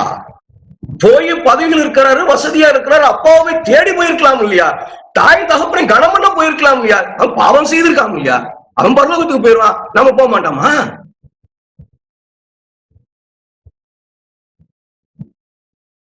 இந்த பிரசங்கத்தை ஆயத்தம் பண்ணுகிறதுக்கு இந்த சத்தங்கள் செவில விழுந்ததுனால எத்தனை பேர் கேட்பாங்க எனக்கு தெரியாது. என் கடமையை நான் செய்ய வேண்டும். அதற்கு வாய்ப்பு கொடுத்த ஜெயராஜுக்கு தான் தேங்க்ஸ் சொல்லணும். இல்லைன்னா இது அப்படி இருக்கும், அவ்வளவுதான், படிச்சுட்டு அப்படியா நான் உட்கார்ந்து இருப்பேன். அட்லீஸ்ட் ஒரு புதுத்தளத்துல அது போக போகுது. இதை உங்களை குழப்புவதற்கு அதுக்கு தெளிவான விளக்கங்கள்லாம் இருக்குது. என்ன ஒரு பிரச்சனை அப்படின்னு சொன்னா, சாத்தா என்ன செய்யறானா, என் மனதுக்கு ஏத்த மாதிரி வசனத்தை விளக்கிக்கணும், அவ்வளவுதான். வேதாகமத்தை ஆராய்ந்து பார்க்க சொல்லுகிறதுக்கு, ஆராய்ந்து பார்த்து வேதம் என்ன சொல்கிறது, என்ன முடிவை கொண்டு வருகிறது என்பதை அறிகிறதுக்கு பதிலாக அங்க ஒரு வசனம் எனக்கு ஏத்த மாதிரி அதை லவக்கு பிடிச்சுக்கணும், இங்க ஒரு வசனம் எனக்கு எதிராக தப்புங்க, அது தெரியாம சொல்லியிருக்காருங்க, தூர போட்டுறணும். நான் அந்த சகோதரியிட சொன்னேன், புறம்பான அலங்காரத்தை குறித்து நான் ஒரு முறை வரும்போது உங்களுக்கு நான் செய்தியாக சொல்லுகிறேன். ஆனா யோசேப்ப பாவின்னு சொல்ற ஒரு ஆளு சபையை திருத்த போறாருன்னா அது எவ்வளவு பெரிய பயங்கரமாப்பா. அவன் அன்னைக்கு தன் தகப்பனை தேடி போயிருந்தான் என்றால் அந்த 11 சகோதரர்களையும் அவன் ரட்சித்திருக்க முடியாது. அங்க கஷ்டமும் துன்பமும் வந்து அவர்கள் தேடி வரும் பொழுது அவன் அவர்களுக்கு தன்னை வெளிப்படுத்தாதபடி அவர்களுக்கு கஷ்டங்களையும் துன்பங்களையும் கொடுத்து, வேதனைகளையும் துடிப்பையும் கொடுத்து, அங்கலாய்ப்பையும் கொடுத்து அவர்களுக்கு முன்பாக நின்று, ஐயோ நாங்கள் எங்க சகோதரருக்கு செய்த பாவம் எங்கள் மீது வந்தது என்று சொல்ல வைத்தானே, அதுதான் ஊழியம். அவன் போயிருந்தான் தேவனுடைய சமூகத்தில் அங்கீகரிக்கப்பட்டிருக்க மாட்டான். அவன் காத்திருந்தான், தங்களுடைய குடும்பத்தை ரட்சிப்பதற்காக காத்திருந்தான், தன்னுடைய சகோதரனை தேவன் பக்கம் திருப்புவதற்காக காத்திருந்தான் என்று சொல்லிக் கொடுத்தேன். எனக்கு தேவனுடைய பிள்ளைகளே, பிசாசினுடைய அடுத்த மகா பயங்கரமான யுக்தி என்ன அப்படின்னு கேட்டீங்கன்னு சொன்னா, வேதாகமத்தை என்னுடைய இச்சைக்கேத்தார் போல வியாக்கியானம் செய்து குழப்பங்களை உண்டாக்குவது. சரியா? மனசுல வச்சுக்கிடுங்க. சபையிலேயே நடந்துகிட்டு இருக்கு, வெளியே தீவிரமா நடந்துகிட்டு இருக்குது, மிக பயங்கரமாய் நடந்துகிட்டு இருக்குது. நீங்கள் வேத வார்த்தையை படிக்கும் பொழுது முழுமையாய் ஆராய்ந்து அறிந்தால் நித்திய ஜீவனை பெற்றுக் கொள்வீர்கள். 1 தீமோத்தேயு 4ஆம் அதிகாரம் 1வது வாக்கியம். எப்படி இருப்பார்கள் ஜனங்கள்? ஆயினும் ஆவியானவர் வெளிப்படையாய் சொல்லுகிறபடி பிற்காலங்களில் மனசாட்சியில் சூடுண்டு பொய்யருடைய மாயத்தினாலே சிலர் வஞ்சிக்கிற ஆவிகளுக்கும் பிசாசுகளின் உபதேசங்களுக்கும் செவி கொடுத்து விசுவாசத்தை விட்டு விலகி போனார்கள். விலகி போறதில்லை, சபைக்குள்ளே இருக்கான். அதான் பயங்கரம். போயிட்டாதான் பரவாயில்லையே, போயிட்டான். அவர் எனக்கு சபை, எனக்கு சபை, சபை, சபை என்று சொல்லி சபைக்கு எதிராக பிசாசுக்கு ஊழியம் செய்கிற கூட்டம் மூல உபதேசங்களை மறந்து, நாம் வழிநடத்தப்பட்ட அந்த மேன்மையான வழிநடத்துதலை மறந்து, தேவனுடைய வல்லமையான கரம் அவனை தாங்கி கொண்டிருந்ததை அதையெல்லாம் மறந்துச்சு. தான் ஞானி, தான் ஞானவான், தேவனால வழிநடத்துகிறான் என்று வழிநடத்தப்படுகிறான் என்று காட்டுவதற்காக வேதத்தை வியாக்கியானம் பண்ணுகிற பிள்ளைகள் இன்னைக்கு எழும்பியாச்சு அப்படின்னு சொன்னா அது பொய் இல்லாமா? நீங்கள் நானும் ஜாக்கிரதையாக இருக்க வேண்டும், மிக ஜாக்கிரதையாக இருக்க வேண்டும். கிரேட் கான்ட்ரோவர்சி பக்கம் 520. நான் அவங்களை குறித்து தான் பேச போறேன். நான் அவங்களை குறித்து இப்ப பேச போறதில்ல. அவங்க எவ்வளவு அவசியம், தீர்க்கதரிசி எவ்வளவு அவசியம் என்பதைதான் உங்களுக்கு நான் வெளிப்படுத்த போகிறேன். கிரேட் கான்ட்ரோவர்சி பக்கம் 520. கிறிஸ்துவ உலகில் காணப்படும் வேதத்தின் தெளிவற்ற மற்றும் கற்பனையான விளக்கங்களும் மத நம்பிக்கையை பற்றிய பல முரண்பட்ட கோட்பாடுகளும் அவர்கள் உண்மையை அறிய முடியாதபடி மனதை குழப்புவதற்கான நமது பெரிய எதிரியின் வேலையாகும். ஆமென். என்ன ஒரு அருமையான ஒரு ஸ்டேட்மெண்ட் பாருங்க. சத்தியத்தை குழப்புகிற ஆவி, மூல உபதேசங்களெல்லாம் விட்டுட்டு வழிநடத்தப்பட்ட வழிநடத்ததெல்லாம் மறந்து தன் விருப்பத்தின்படி வேதத்தை வியாக்கியானம் செய்து குழப்புகிற ஒரு அனுபவம் இருக்கு பாருங்க. அது பிசாசினுடைய ஆவி, பிசாசினுடைய தாந்திரம். வேதத்தை மட்டம் தட்டுவதற்காக பிசாசம் மேற்கொண்ட வழியை.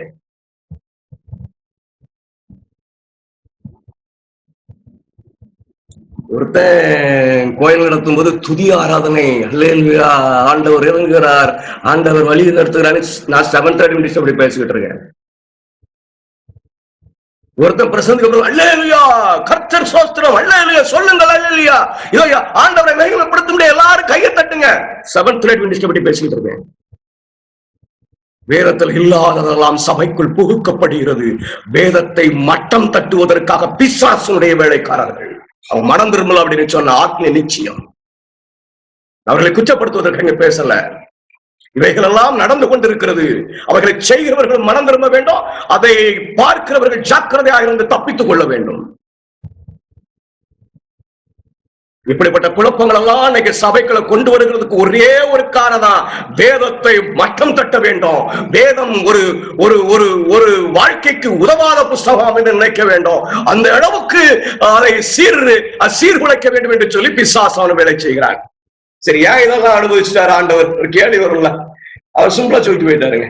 1 Corinthians 11:19 உங்களின் உத்தமர்கள் இன்னார் என்று வெளியாகும் படிக்கு மார்க்க பேதங்களும் உங்களுக்கு உண்டாயிருக்க வேண்டியதே.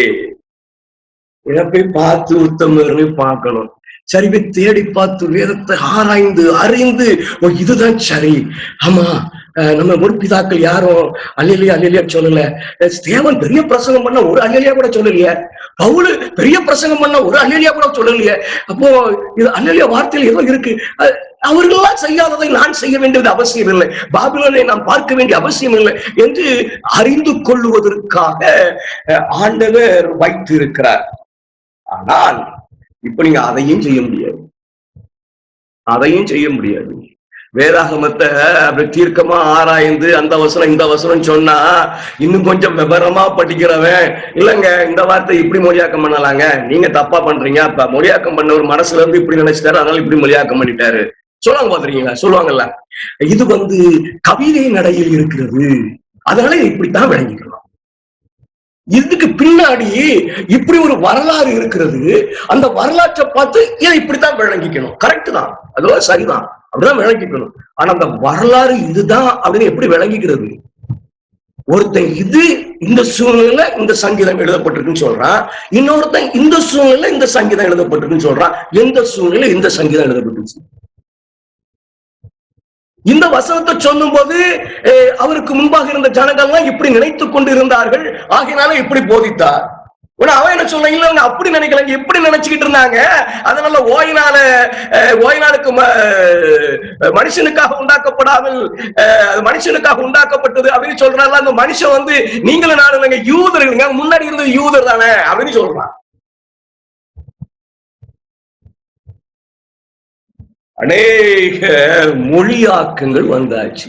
தமிழையும் ஆங்கிலத்தையும் ஒப்பிட்டு பாத்தீங்கன்னா பெரும்பாலான இடத்துல ஒத்து வராது. ஆங்கிலத்தையும் மூல பாஷையும் கொண்டு ஒப்பிட்டு பார்த்தோம் அப்படின்னு சொன்னா, மூல பாஷையில இந்த வார்த்தைய போடலாமா, அந்த வார்த்தைய போடலாமா?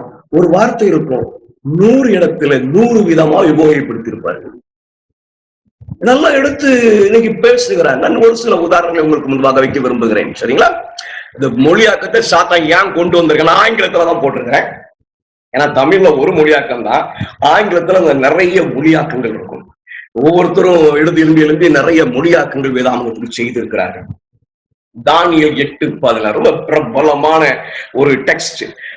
2300 ராப்பகல் கேள்விப்பட்டிருக்கீங்க. மனசுல அது ஆழமாய் பதிந்த ஒற்று. அது ஒரு மொழியாக்கத்துல நீங்க பாத்தீங்க அப்படின்னு சொன்னா, அப்படிங்கிற அந்த மொழியாக்கத்துல அது 2400 ராப்பகல் என்று சொல்லப்படும். 2400 நாட்கள் என்று சொல்லப்படும்.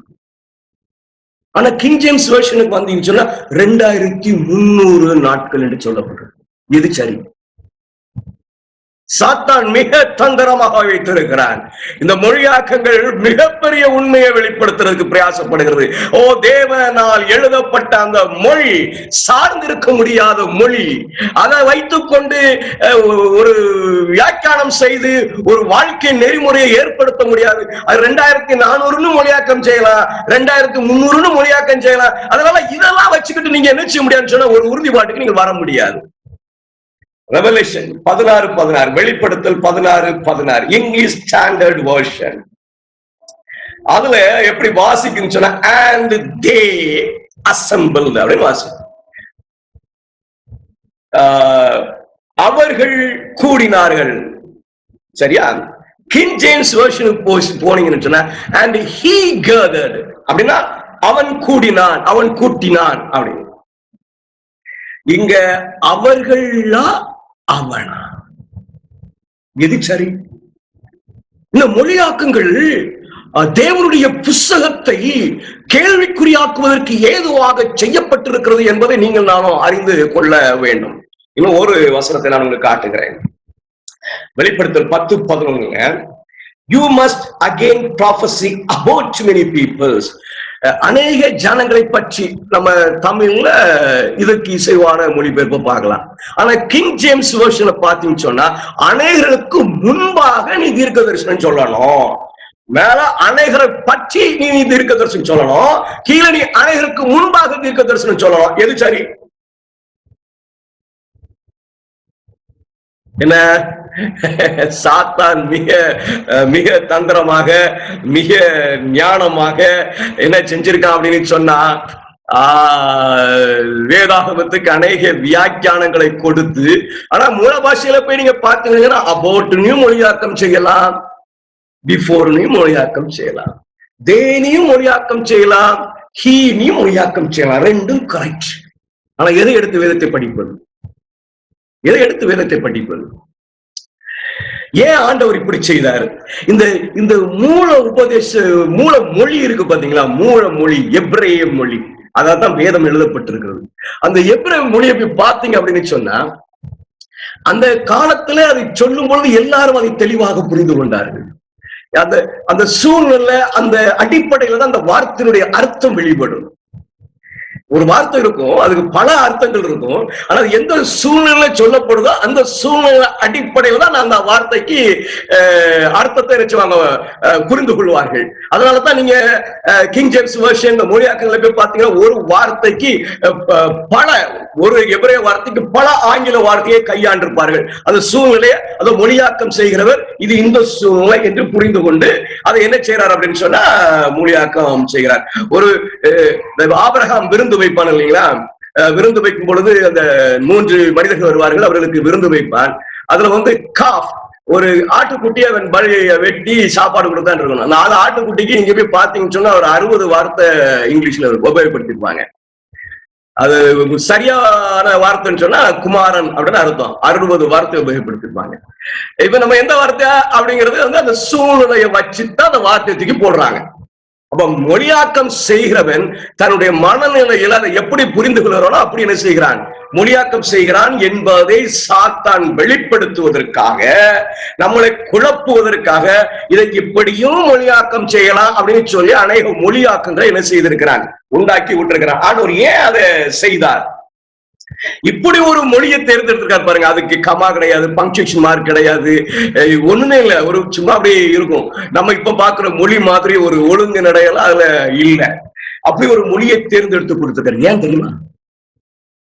வேதம் என்பது தேவனுடைய பிள்ளைகளாலே புரிந்து கொண்டு விளக்கப்பட வேண்டுமே தவிர வாசிக்கிற எல்லாரும் புரிந்து கொள்ளக்கூடாது. வேதத்தை வெளிப்படுத்துறது அவருடைய பிள்ளைகளால் மாத்திரமே வெளிப்படுத்தப்பட வேண்டும். வாசிக்கிற எல்லாரும் புரிஞ்சுக்கிற மாதிரி என்ன கூட செய்யக்கூடாது. அதனால அதை எல்லாரும் அந்த இஸ்ரவேல் ஜாதி அதை விளங்கி கொண்டு புரிந்து கொண்டு எல்லா ஜாதிக்கும் அதை சொல்ல வேண்டும் என்கிற நோக்கத்தோடு ஆண்டவர் கொடுத்திருக்கிறார். அவர் ஓமைகளோடு பேசுறார். இதை நான் சும்மா சொல்றேன். ஒரு சின்ன உதாரணம் இருக்கு. மத்தேயு 13:10-11. அப்பொழுது சீஷர்கள் அவரிடத்தில் வந்து, ஏன் அவளோட ஓமைகளாலே பேசுகிறீர் என்று கேட்டார்கள். அவர்களுக்கு அவர் பிரதி உத்தரமாக, பரலோக ராஜ்யத்தின் ரகசியங்களை அறியும்படி உங்களுக்கு அருளப்பட்டது, அவர்களுக்கு அருளப்படவில்லை. இவர்கள் மூலமாகத்தான் சொல்லப்படலாம். ரகசியம் எல்லாம் இவர்களுக்கு தான், அவருடைய பிள்ளைகள் மூலமாகத்தான் சொல்லப்பட வேண்டும். சரி, பெரிய பிரச்சனை, மிகப்பெரிய பிரச்சனை. ஆளாளுக்கு ஒரு வியாக்கியானம், ஆளாளுக்கு ஒரு மொழியாக்கம். எதை நம்புவது? இதுல இருந்து சபை ஆண்டவர் காப்பாரா? அவருடைய ஜனங்களுக்கு வெளிச்சம் கொடுப்பாரா? வேதாகமத்தை எடுத்து அதுதான் எனக்கு ஒரே குறிக்கோள், ஒரே அடிப்படை, அதை மாத்திரமே நான் சார்ந்து இருக்க வேண்டும் அப்படின்னு சொன்னா, நான் அதை படிக்கலாம், அதை புரட்டலாம், அதை ஆராயலாம் அப்படின்னு சொல்லி பார்க்கும் பொழுது என் முன்னாடி எழும்பி ஒரு கூட்டம் எழுப்பி, இல்லைங்க இது இப்படிங்க அது அப்படிங்க அப்படின்னு என்னை குழப்பதற்கான எல்லா வாய்ப்பும் வெளியரங்கமாய் ஆதாரத்தோட காணப்படும் பொழுது, ஆண்டவர் தேவனுடைய பிள்ளைகளாய் உங்களையும் என்னையும் காப்பாரா? நிச்சயமாய் காப்பார். காத்திருக்கிறார். நம்ம கண்கள் மூடாமல் இருந்தால் அந்த வெளிச்சம் நமக்கு பிரகாசமாய் காணப்படும். சார், இதை எப்படி காக்குறார்? நம்ம கொஞ்சம் படிக்க போறோம். அவருடைய வழி நடத்துங்க. பிரச்சனை புரிஞ்சிருச்சுங்களா? சாத்த முழுவதுமா அழிக்க பார்த்தா முடியல. அதனால குழப்பத்தை உண்டாக்குறதுக்கு வியாக்கியானங்களை கொண்டு வச்சா, சிரமானத்து வேதத்தை ஆராய்ந்தார்கள், வெளிப்படுத்தினார்கள் ஆண்டவருடைய பிள்ளைகள். உடனே பார்த்தா மொழியாக்க பிரச்சனையை போட்டு விட்டு இது அப்படி இது இப்படி, ஆளுக்கு ஒவ்வொன்று எடுத்துக்கொண்டு எதுல நான் சார்ந்து நிற்பது, எதுல நிலை நிற்பது என்பது எனக்கு ஒரு கேள்விக்குறியாக உண்டாக்கிறது. அந்த வேதாகமத்தை நான் தூக்கி பிடிப்பதற்கு எனக்கு உதவி இல்லாமல், பரலோகத்தின் உதவி இல்லாமல் முடியாது. இன்னைக்கு நீங்களும் நானும் பேசுகிற உபதேசம், இன்வெஸ்டிகேட்டிவ் ஜட்ஜ்மென்ட், நுட்ப நியாய விசாரணை வேதாகமத்தில் எங்க இருக்கு தேடி பாருங்க. அந்த வார்த்தை எங்கேயாவது ஒரு இடத்துல தான் கண்டுபிடிங்க. நம்ம பேசுகிற ஆசரிப்பு கூடாரம் யார் நமக்கு சொல்லிக் கொடுத்தா? எல்லாம் ஆண்டவருங்க. ஆண்டவர் இந்த சபையை காத்திருக்கிறார். ஆண்டவருடைய வழி நடத்துதலை படிக்க போகிறோம். அப்பதான் நம்ம இதுல இருந்து சபை எப்படி காப்பார் என்பதை தெரிந்து கொள்ளலாம். நல்லா புரிஞ்சுப்பீங்கன்னு நினைக்கிறேன். மிகப்பெரிய பிரச்சனை. ஏன் சாத்தான் இவ்வளவு பெரிய பிரச்சனையை உண்டாக்கியிருக்கா அப்படின்னு சொன்னாங்க. பின்னாடி ஒரு பெரிய காரியம் இருக்கிறது. பெரிய காரியம் இருக்கிறது. கடைசியில இந்த வியாக்கியானம் என் இஷ்டத்துக்கு வியாக்கியானத்தை எடுத்துக்கிட்டு என் விருப்பப்படி, என் நோக்கத்தின்படி, என் நடையின்படி வேதாகமத்தை ஆராய்கிற நோக்கம் என்னிடத்துல காணப்படும் பொழுது இறுதியில நான் சாத்தான் கூட நிற்பேன். சாத்தான் என்ன சொல்லுவான் தெரியுமா?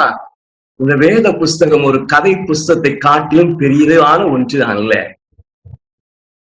நம்புறீங்களா? கண்டிப்பா சொல்லுவான். அவன் அப்படி சொல்லும் பொழுது நீங்கள் நானும் தப்பிக்கிறதுக்கு தான் வழியை தேடுகிறோம். ஆண்டவரே, இல்லையா ஆளாளுக்கு ஒண்ணு சொல்றாங்க, எதை சார்ந்து இருக்கிறது? நீர் எப்படி எங்களை வழிநடத்துகிறீர்? உங்களுடைய வழிநடத்துதல் எப்படிப்பட்டது என்பதை அறிகிறதுக்கு தான் நம்ம பிரயாசப்படுகிறோம். இவ்வளவு பெரிய குழப்பத்தின் மத்தியில் நான் எதை சார்ந்து இருப்பது? நான் எப்படி விலகிக் கொள்வது? வேதத்தை நான் உம்முடைய வார்த்தை என்பதை முழுமையாய் விசுவாசிக்கிறேன். இதுதான் உபதேசம், எப்படித்தான் இருக்கணும். வேற என்ன வியாக்கியானம் கொடுத்தாலும் சரி, என்ன மொழியாக்கம் கொடுத்தாலும் சரி, நான் இந்த வழியில தான் ஓடுவேன் அப்படின்னு சொல்லி ஸ்திரமாய் இருப்பதற்கு எனக்கு என்ன அத்தாட்சி? ஆண்டவருடைய வழிநடத்துதலை நாம் படிக்கும் பொழுது எங்க ஆச்சரியமான காரியங்கள் இருக்கிறதே நம்ம என்ன செய்ய முடியுதுன்னா பார்க்க முடிகிறது. ஆதியாகமம் 18ஆம் அதிகாரம் 19வது வசனம். ஆண்டவருடைய அந்த நோக்கத்தை எல்லாம் ஒன்னொன்னா பார்க்க போறேன்னா, கர்த்தர் ஆபிரகாமுக்கு சொன்னதை நிறைவேற்றும்படி டைமையும் பார்த்துக்கணும். அவன் தன் பிள்ளைகளுக்கும் தனக்கு பின்வரும் தன் வீட்டாருக்கும் நீங்கள் நீதியையும் நியாயத்தையும் செய்து கர்த்தருடைய வழியை காத்து நடவுங்கள் என்று கட்டளையிடுவான் என்பதை அறிந்திருக்கிறேன் என்றார். ஆண்டவர் முத அவருடைய பிள்ளைகளை வழி நடத்தும் பொழுது தன்னுடைய பிள்ளைகளுக்கு அவர் சொல்லிக் கொடுத்ததை தலைமுறையா சொல்லிக் கொடுத்து கொண்டு வரணும் அப்படின்னு ஆசைப்பட்டார். இதுதான் அவருடைய நோக்கமா இருந்தது. ஆதாமில இருந்து நோவா வரைக்கும் அவர்கள் அந்த தேவன் அவர்களுக்கு சொல்லிக் கொடுத்த காரியங்கள் எல்லாம் பிள்ளைகளுக்கு தலைமுறையா சொல்லிக் கொடுத்துட்டு வந்திருந்தாங்க. எனக்கு ஆண்டவர் பெரிய பெரிய தரிசனங்கள் எல்லாம் கொடுத்தாரு. அதெல்லாம் அவருடைய பிள்ளைகளுக்கு அவர்கள் சொல்லிக் கொடுத்து வந்தார்கள். ஜலப்பிரளயத்தால் உலகம் அழிக்கப்படும் என்கிற தரிசனத்தை ஆண்டவர் யோனுக்கு கொடுத்தார். அதை அவர் பிள்ளைகளுக்கு சொல்லிக் கொடுத்து வந்தார். அதன் அடிப்படையில் பிள்ளைக்கு பேரையும் வச்சா மறந்துடக்கூடாது அப்படின்னு சொல்லி இது ஆண்டவருடைய திட்டமாக இருந்தது. ஆனா சாத்தான் வஞ்சமாக, சூழ்ச்சியாக, தந்திரமாக என்ன செய்தான் அப்படின்னு சொன்னா, இஸ்ரவேல் அடிமைகளை கொண்டு போய் அந்த கலாச்சாரம் நின்று போனது. ஒருவருக்கு ஒரு சொல்லிக் கொடுக்கிறது போனவனே ஆண்டவர் விடலைங்க, வேதத்தை விட மாட்டாருங்க. அவர் தூக்கி பிடித்து கொண்டே இருப்பார். எப்படி தூக்கி பிடிக்கிறார் பாருங்க. உபாகமம் 4:1-2.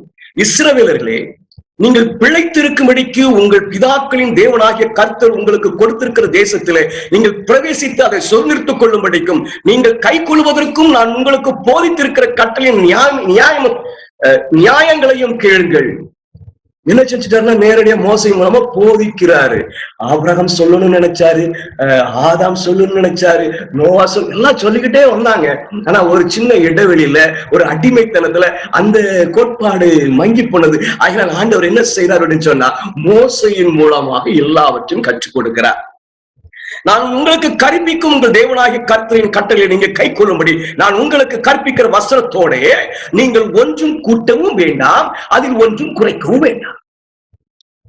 மோசையின் மூலமா ஒரு பெரிய பிரமாணத்தை எழுதி கொடுக்கிறார். பாத்தீங்களா?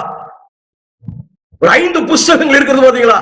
அதை நீ உடனே கூட்டவும் வேண்டாம், குறைக்க வேண்டாம். அந்த 5 புஸ்தகமும் ஆதியில இருந்து, வெள்ளியில இருந்து, ஜலப்பிரளயம், ஆபிரகாம் வழிநடத்துதல், இஸ்ரவேலுடைய அடிமைத்தனம், அவருடைய மீட்பு, தேவன் எப்படி ரட்சிக்க போறார், எப்படி உலகத்தை மீட்க போகிறார், எப்படி 2ஆம் முறை உடைய போறார், அவர் யாரை உயிர்த்தல வைப்பார், எல்லாம் அந்த புஸ்தகத்தில் இருக்கு. அவர் என்ன சொல்ற பாருங்க, நான் உங்களுக்கு கற்பிக்கிற வசனத்தோட நீங்கள் ஒன்றும் கூட்டவும் வேண்டாம், அதுல ஒன்றும் குறைக்கவும் வேண்டாம். ஒரு எச்சரிப்பு உண்டு தெரியுமா? வெளிப்படுத்தல் புஸ்தகத்தில் நீங்க பார்க்கலாம். இதுல ஏதாவது கூட்டினீங்கன்னா அவ்வளவுதான், ஏதாவது குறைச்சின்னு அவ்வளவுதான், காலி பண்ணிடுவேன். நீங்க அதே எச்சரிப்பு, நீ உன்னை கூட்டவும் வேண்டாம், உன்னை குறைக்கலாம். அதை அண்டர்லைன் பண்ணிக்கிடுங்க. ஏன்னா நம்ம ஆண்டவருடைய வழிநடத்துதலை அறிய போகிறோம். ரொம்ப முக்கியமான ஒரு டெக்ஸ்ட். மோசையினுடைய அந்த பிரமாணங்களோடு, த புக் ஆஃப் லா, அந்த நியமங்களோட, ஆண்டவர் கற்பித்த கற்பனையோட, ஆண்டவருடைய வழிநடத்தோட, அதோட ஒண்ணு கூட்டவும் வேண்டாம், குறைக்கவும் வேண்டாம். என்ன நடக்குது சரித்திரத்துல? ஆண்டவர் என்ன செய்கிறார்? 1 ராஜாக்கள் 2ஆம் அதிகாரம் 3-4 வசனங்கள். நீ என்ன செய்தாலும் இந்த ஜனங்கள் எல்லாரும் அந்த மோசையினுடைய அந்த பிரமாணங்களுக்கு நேராக தங்களுடைய பிள்ளைகளை திருப்புவதையும் ஜனங்களை திருப்புவதையும் நீங்க பார்க்க முடியும். 1 ராஜாக்கள் 2ஆம் அதிகாரம் 3-4 வசனம். நீங்க என்ன செய்தாலும், நீ எங்கே போனாலும் எல்லாவற்றிலும் புத்திமானாய் இருக்கிறதற்கும் கர்த்தர் என்னை குறித்து உன் பிள்ளைகள் தங்கள் முழு இருதயத்தோடும் தங்கள் முழு ஆத்மாவோடும் எனக்கு முன்பாக உண்மையாக நடக்கும்படிக்கும் தங்கள் வழிகளை காத்துக்கொண்டால் இஸ்ரவேலின் சிங்காசனத்தின் மேல் வீட்டிற்கத்தக்க புருஷன் உனக்கு இல்லாமல் போவதில்லை என்று சொன்ன தம்முடைய வார்த்தையை திடப்படுத்துகிறதற்கும் மோசையின் நியாய பிரமாணத்தில் எழுதியிருக்கிறபடி நீ உன் தேவனாகிய கர்த்தருடைய கட்டளைகளையும் கற்பனைகளையும்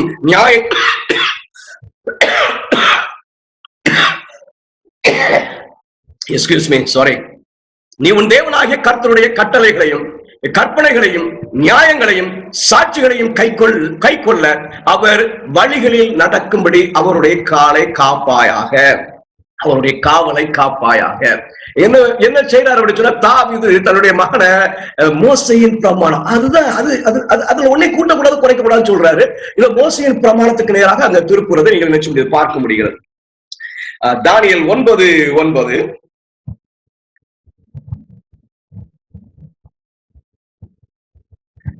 அவருக்கு விரோதமாக நாங்கள் கலகம் பண்ணி அவர் தீர்க்கதரிசிகளாகிய தம்முடைய ஊழியக்காரரை கொண்டு எங்களுக்கு முன்பாக வைத்த அவருடைய நியாயங்களின்படி நடக்கத்தக்கதாக நாங்கள் அவருடைய சத்தத்துக்கு செவி கொடாமல் போன மோசையினுடைய அந்த பிரமங்களுக்கு அங்கு திருப்பதை பார்க்கக்கூடியது. இன்னும் என்ன பார்க்கிறோம் அப்படின்னு சொன்னா, தீர்க்கதரிசிகளை கொண்டு ஆண்டவர் ஜனங்களை எச்சரிப்பதும் தரிசனங்களை கொடுப்பதையும் பார்க்க முடிகிறது.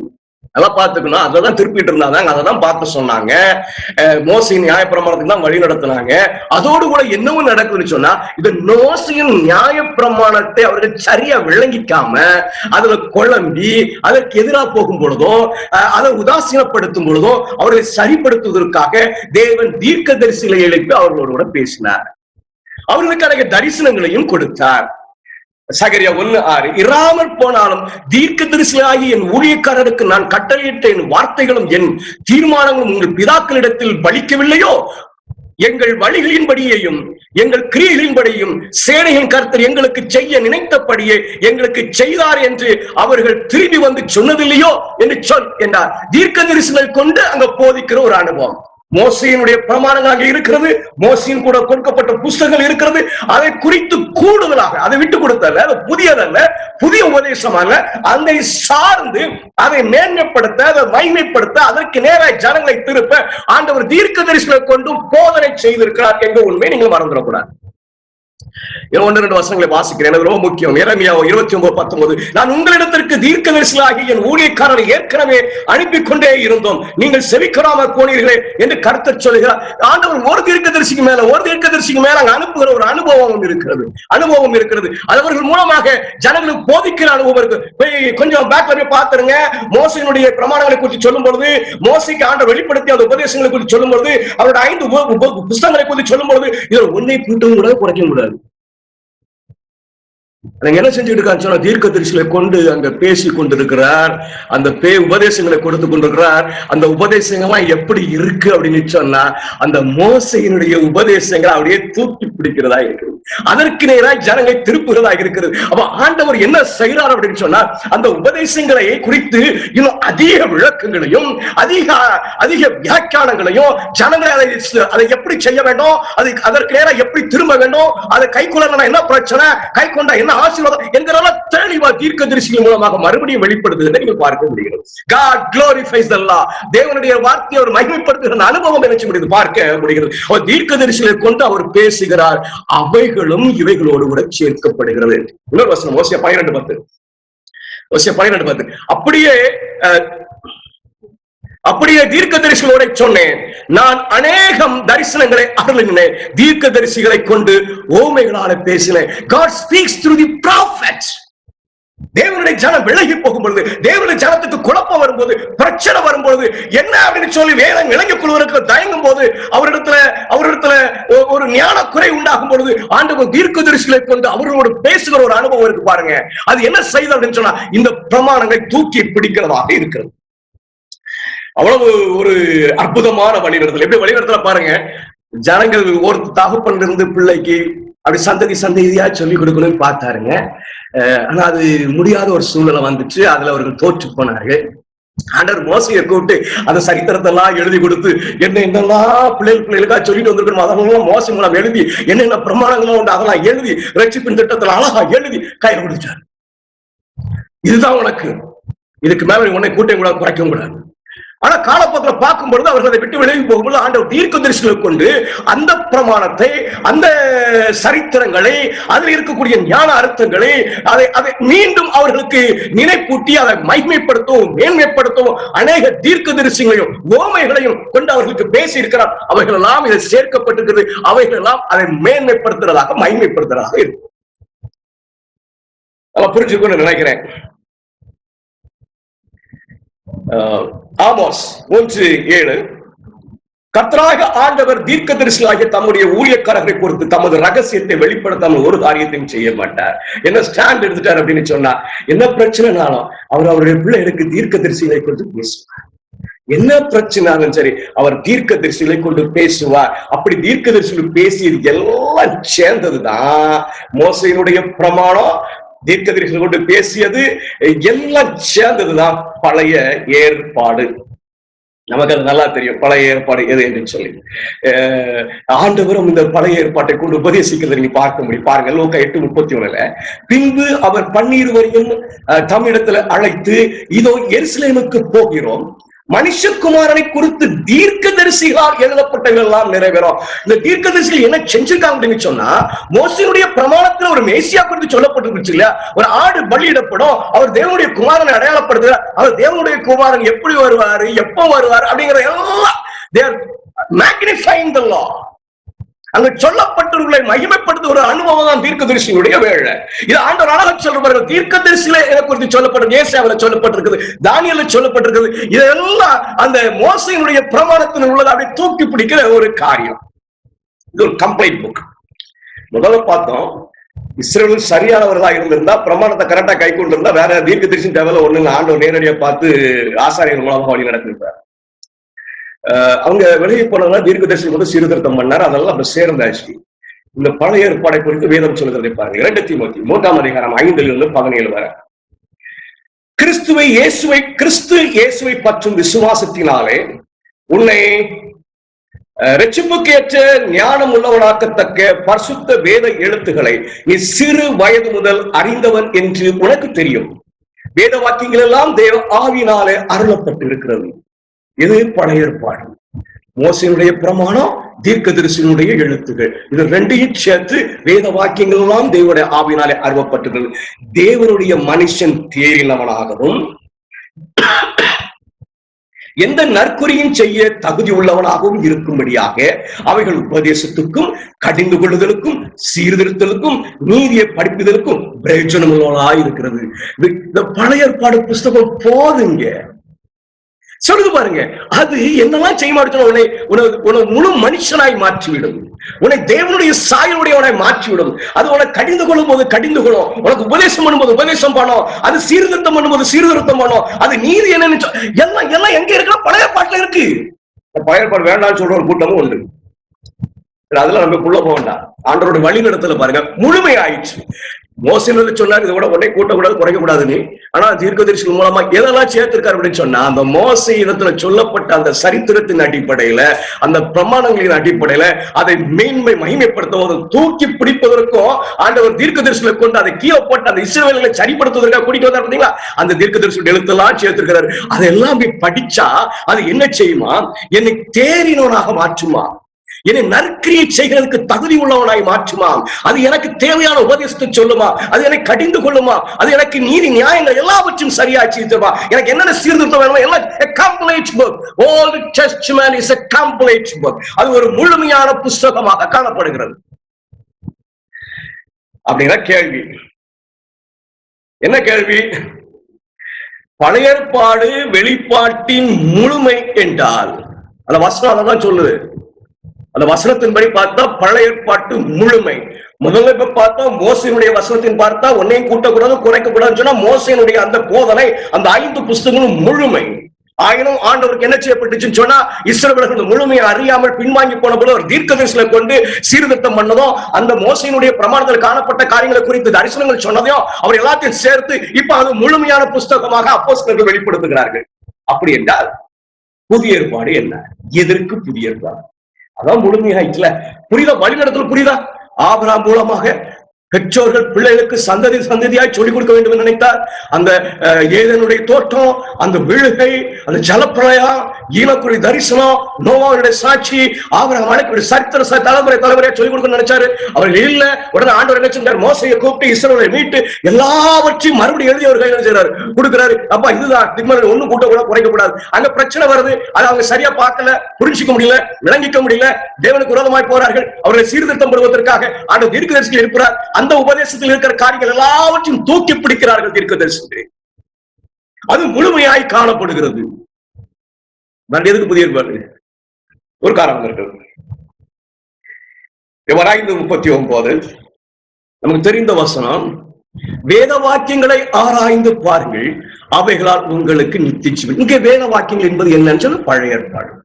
பழைய ஏற்பாட்டை ஆராய்ந்து பார்த்தா நித்திய ஜீவன் உண்டா, இயேசு கிறிஸ்துவை குறித்து அங்கே சாட்சி இருக்குமா?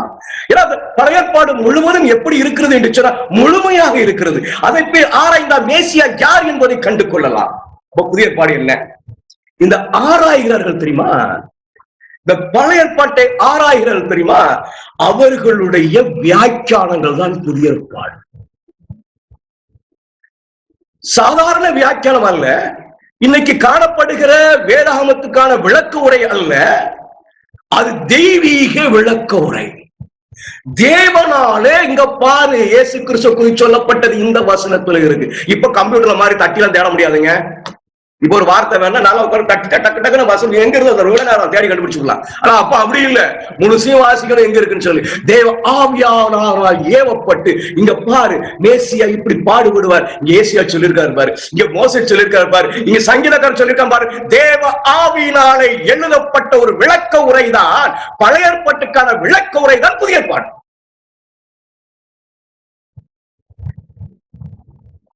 மூணு வருஷம் உட்கார்ந்து என்ன ஆண்டவரே நான் இவ்வளவு நாளும் உமக்கு விரோதமா நடந்துட்டேனே, சபைக்கு விரோதமா நடந்துட்டேன் என்ன அப்படின்னு சொன்னா 3 வருஷம் உட்கார வச்சு வேதாந்தத்தை புரட்டி எடுத்து கொடுத்து பவுலை ஆயத்தப்படுத்தி அனுப்பிய தேவன். புதிய ஏற்பாடு என்ன அப்படின்னு சொன்னா தெய்வீகத்தினுடைய பழைய ஏற்பாட்டின் விளக்க உரை. நீங்க போய் படிங்க, நான் சும்மா சொல்றேன்ல. முழுமையும் பவுல் போதிக்கிற விசுவாசம் பழைய ஏற்பாட்டில் இருக்கிற விசுவாசம். இந்த காஸ்பல், இந்த சுவிசேஷ புஸ்தகம், இந்த சுவிசேஷ புஸ்தகம் எப்படி எழுதுனாங்க, அந்த சரித்திரத்தை தெரிந்தவர்கள் சும்மா சரித்திரத்தை அப்படி எழுதிட்டு வரல, அது எப்படி பழைய ஏற்பாட்டில் இருக்குன்னு சொல்லியிருப்பாங்க. படிச்சு பாருங்க. பவுல் தன்னுடைய வியாக்கியானம் பழைய ஏற்பாட்டில இருந்து எடுத்து முழுமையாய் விளக்க உரை. அதோட கூட நீங்க ஒண்ணும் பார்க்கலாம், வெளிப்படுத்தும் விசேஷ புஸ்தகம் அது வேற ஒண்ணும் இல்லைங்க, தானியேல் புஸ்தகத்தினுடைய விரிவாக்கம் அங்க இருக்கும். எல்லாம் 3 தூதருடைய செய்தி தானியேல் புஸ்தகத்தில் இருக்கிறது. நான் சொல்லல, எல்லாம் சொல்றாங்க.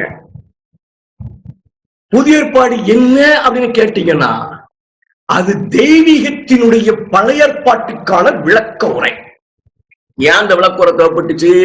மேசியாவை அடையாளப்படுத்தணும். அங்குள்ள உபதேசங்களை எல்லாம் தப்பா புரிஞ்சு வச்சிருந்தாங்க. எல்லாருக்கும் போய் சத்தியத்தை சொல்லணும் அப்படிங்கிறத அவங்க தவறுதலா புரிஞ்சு வச்சிருந்தாங்க. அதனால ஆண்டவர் தம்முடைய ஊழியக்காரரை எழுப்பி அந்த வசனங்களை எல்லாம் காட்டி கொடுத்து இது இப்படிப்பா நீங்க எழுதி கொடுங்கப்பா அப்படின்னு சொல்லி தேவத்தினால எழுதப்பட்ட ஒரு விளக்க உரை. இப்ப வேதாகமம் அப்படின்னு சொல்லும் பொழுது இந்த விளக்க உரை என்ன செய்யுது அப்படின்னா பழைய ஏற்பாட்டில மோசேயினால் உரைக்கப்பட்ட அந்த பிரமாணத்தையும் அதற்கு சாட்சியாக இருந்து தீர்க்கதரிசிகளாக எழுப்பப்பட்ட அந்த ஒவ்வொரு எழுத்துகளையும் முழுமையோ தூக்கி பிடித்து வெளிச்சம் போட்டு காட்டுகிற ஒரு புஸ்தகம் தான் புதிய ஏற்பாடு. புதிய உபதேசம் அல்ல, அனைவரும் நினைப்பது போல புதிய உபதேசம் அல்ல. அங்க இருக்கிற உபதேசத்தை அப்படியே அழகா படம் பிடித்து காட்டுகிற ஒரு செயல்தான் இந்த புதிய ஏற்பாடு. இந்த புஸ்தகத்துக்கு தான் சாத்தான் என்ன செய்யறான் அப்படின்னு சொன்னா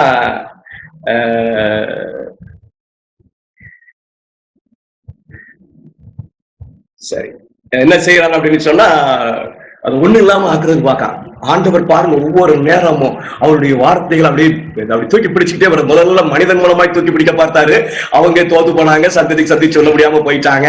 உடனே மோசை மூலமா எழுதி கொடுத்து அதை தூக்கி பிடிக்கிறாரு, தீர்க்கதரிசிகள் மூலமாக அதை தூக்கி பிடிக்கிறாரு, புதிய ஏற்பாட்டை ஒரு விளக்கவரை எழுதி வச்சு அந்த பழைய ஏற்பாடு முழுவதையும் தூக்கி பிடிக்கிறாரு. சாத்தான் கீழே போட நினைக்க தேவன் தூக்கி பிடித்தார். அவன் பார்க்க ஒண்ணும் செய்ய முடியாது. வசனம் சொல்லுது பாருங்க, ஏசாயா 8:20 வேதத்தையும் சாட்சி ஆகமத்தையும் கவனிக்க வேண்டும். இந்த சாட்சி ஆகம் என்ன? வேதம் என்பது 5 புஸ்தகம், அதுக்கு அதை சார்ந்து எழுதப்படுகிற எல்லாம் சாட்சி ஆகமா. ஐயா அதை தூக்கி பிடிக்கணும். ஒண்ணு பழைய ஏற்பாட்டில் தீர்க்கதரிசி சொன்னா புதிய ஏற்பாடு பொய்யாக்குவதில்லை, அதை உறுதிப்படுத்துகிறது, அதை இன்னும் மகிமைப்படுத்துகிறது. வேதாகமத்தை தூக்கி பிடிக்கிற ஒரு அனுபவம் அங்க இருக்குது. சாத்தான் பார்த்தான், அதை தரமட்டமாக்கிரு, குழப்பி விட்டுரு, ஒண்ணு நாம ஆயிட்டு என்னத்தையும் அவனை பிடிச்சிட்டாயிட்டு ஏதோ ஒண்ணு இருந்துட்டு கூட சொல்லுவாங்க பாத்தீங்களா. எதையாவது என்ன அவர் உன்ன சொல்றாரு, இவர் உன்ன சொல்றாரு, ஏதோ ஓடும் வேலைக்கேவாது. இதுதான் அப்படின்னு உறுதிப்படணும். அந்த பிரசங்கியாட்ட போனா அவரு போயிடலாங்கிறாரு, இவரு இப்படி இருந்தாதான் போக முடியுங்கிறாரு. ஆண்டவரை நம்பி ஓடுவோம் அப்பா. அதுக்காக தான் சாத்தான் திட்டத்தை எல்லாம் பண்ணி வச்சிருக்கேன். அப்படி குழம்பிக்கிட்டு ஏதோ ஒண்ணு நடக்கிறது நடக்கட்டும். தீர்க்க ரெண்டையும் பார்க்கணும், வேதத்தையும் பார்க்கணும், சாட்சியாகமத்தையும் பார்க்கணும். அந்த சாட்சியாகமத்துக்கு ஒரு விளக்கம் எழுதப்பட்டிருக்கிறது, அதையும் பார்க்கணும், விட்டுறக்கூடாது. எல்லாத்தையும் பார்த்துதான் வேதாகமத்தை அறிந்து கொள்வதற்கு நம்ம என்ன செய்ய வேண்டும் என்று சொன்னால் பிரயாசப்பட வேண்டும். சரி, நானே ஒரு இது இந்த சத்தம் உங்களுக்கு கேக்குதான்னு பாருங்க. வேதாகமத்தை சாத்தான் என்ன செய்ய விரும்புகிறான்? நம்ம இங்க பார்த்தோம் இல்லைங்களா? இங்க பார்த்தோம் ரோமராஜா யூதா தேசத்தின் ராஜா யோயாக்கிம் அழிக்க பார்த்தா, கிறிஸ்துவின் பெயரினாலே நடத்தப்படுகிற அந்த ரோம கத்தோலிக்க சபை அழிக்க பார்த்தது. இப்ப நம்ம ப்ராட்டஸ்டன்ட் அப்படிங்கிறவங்க வந்து தேவனுடைய வார்த்தை தான் அப்படின்னு தூக்கி பிடிக்கிறவங்க.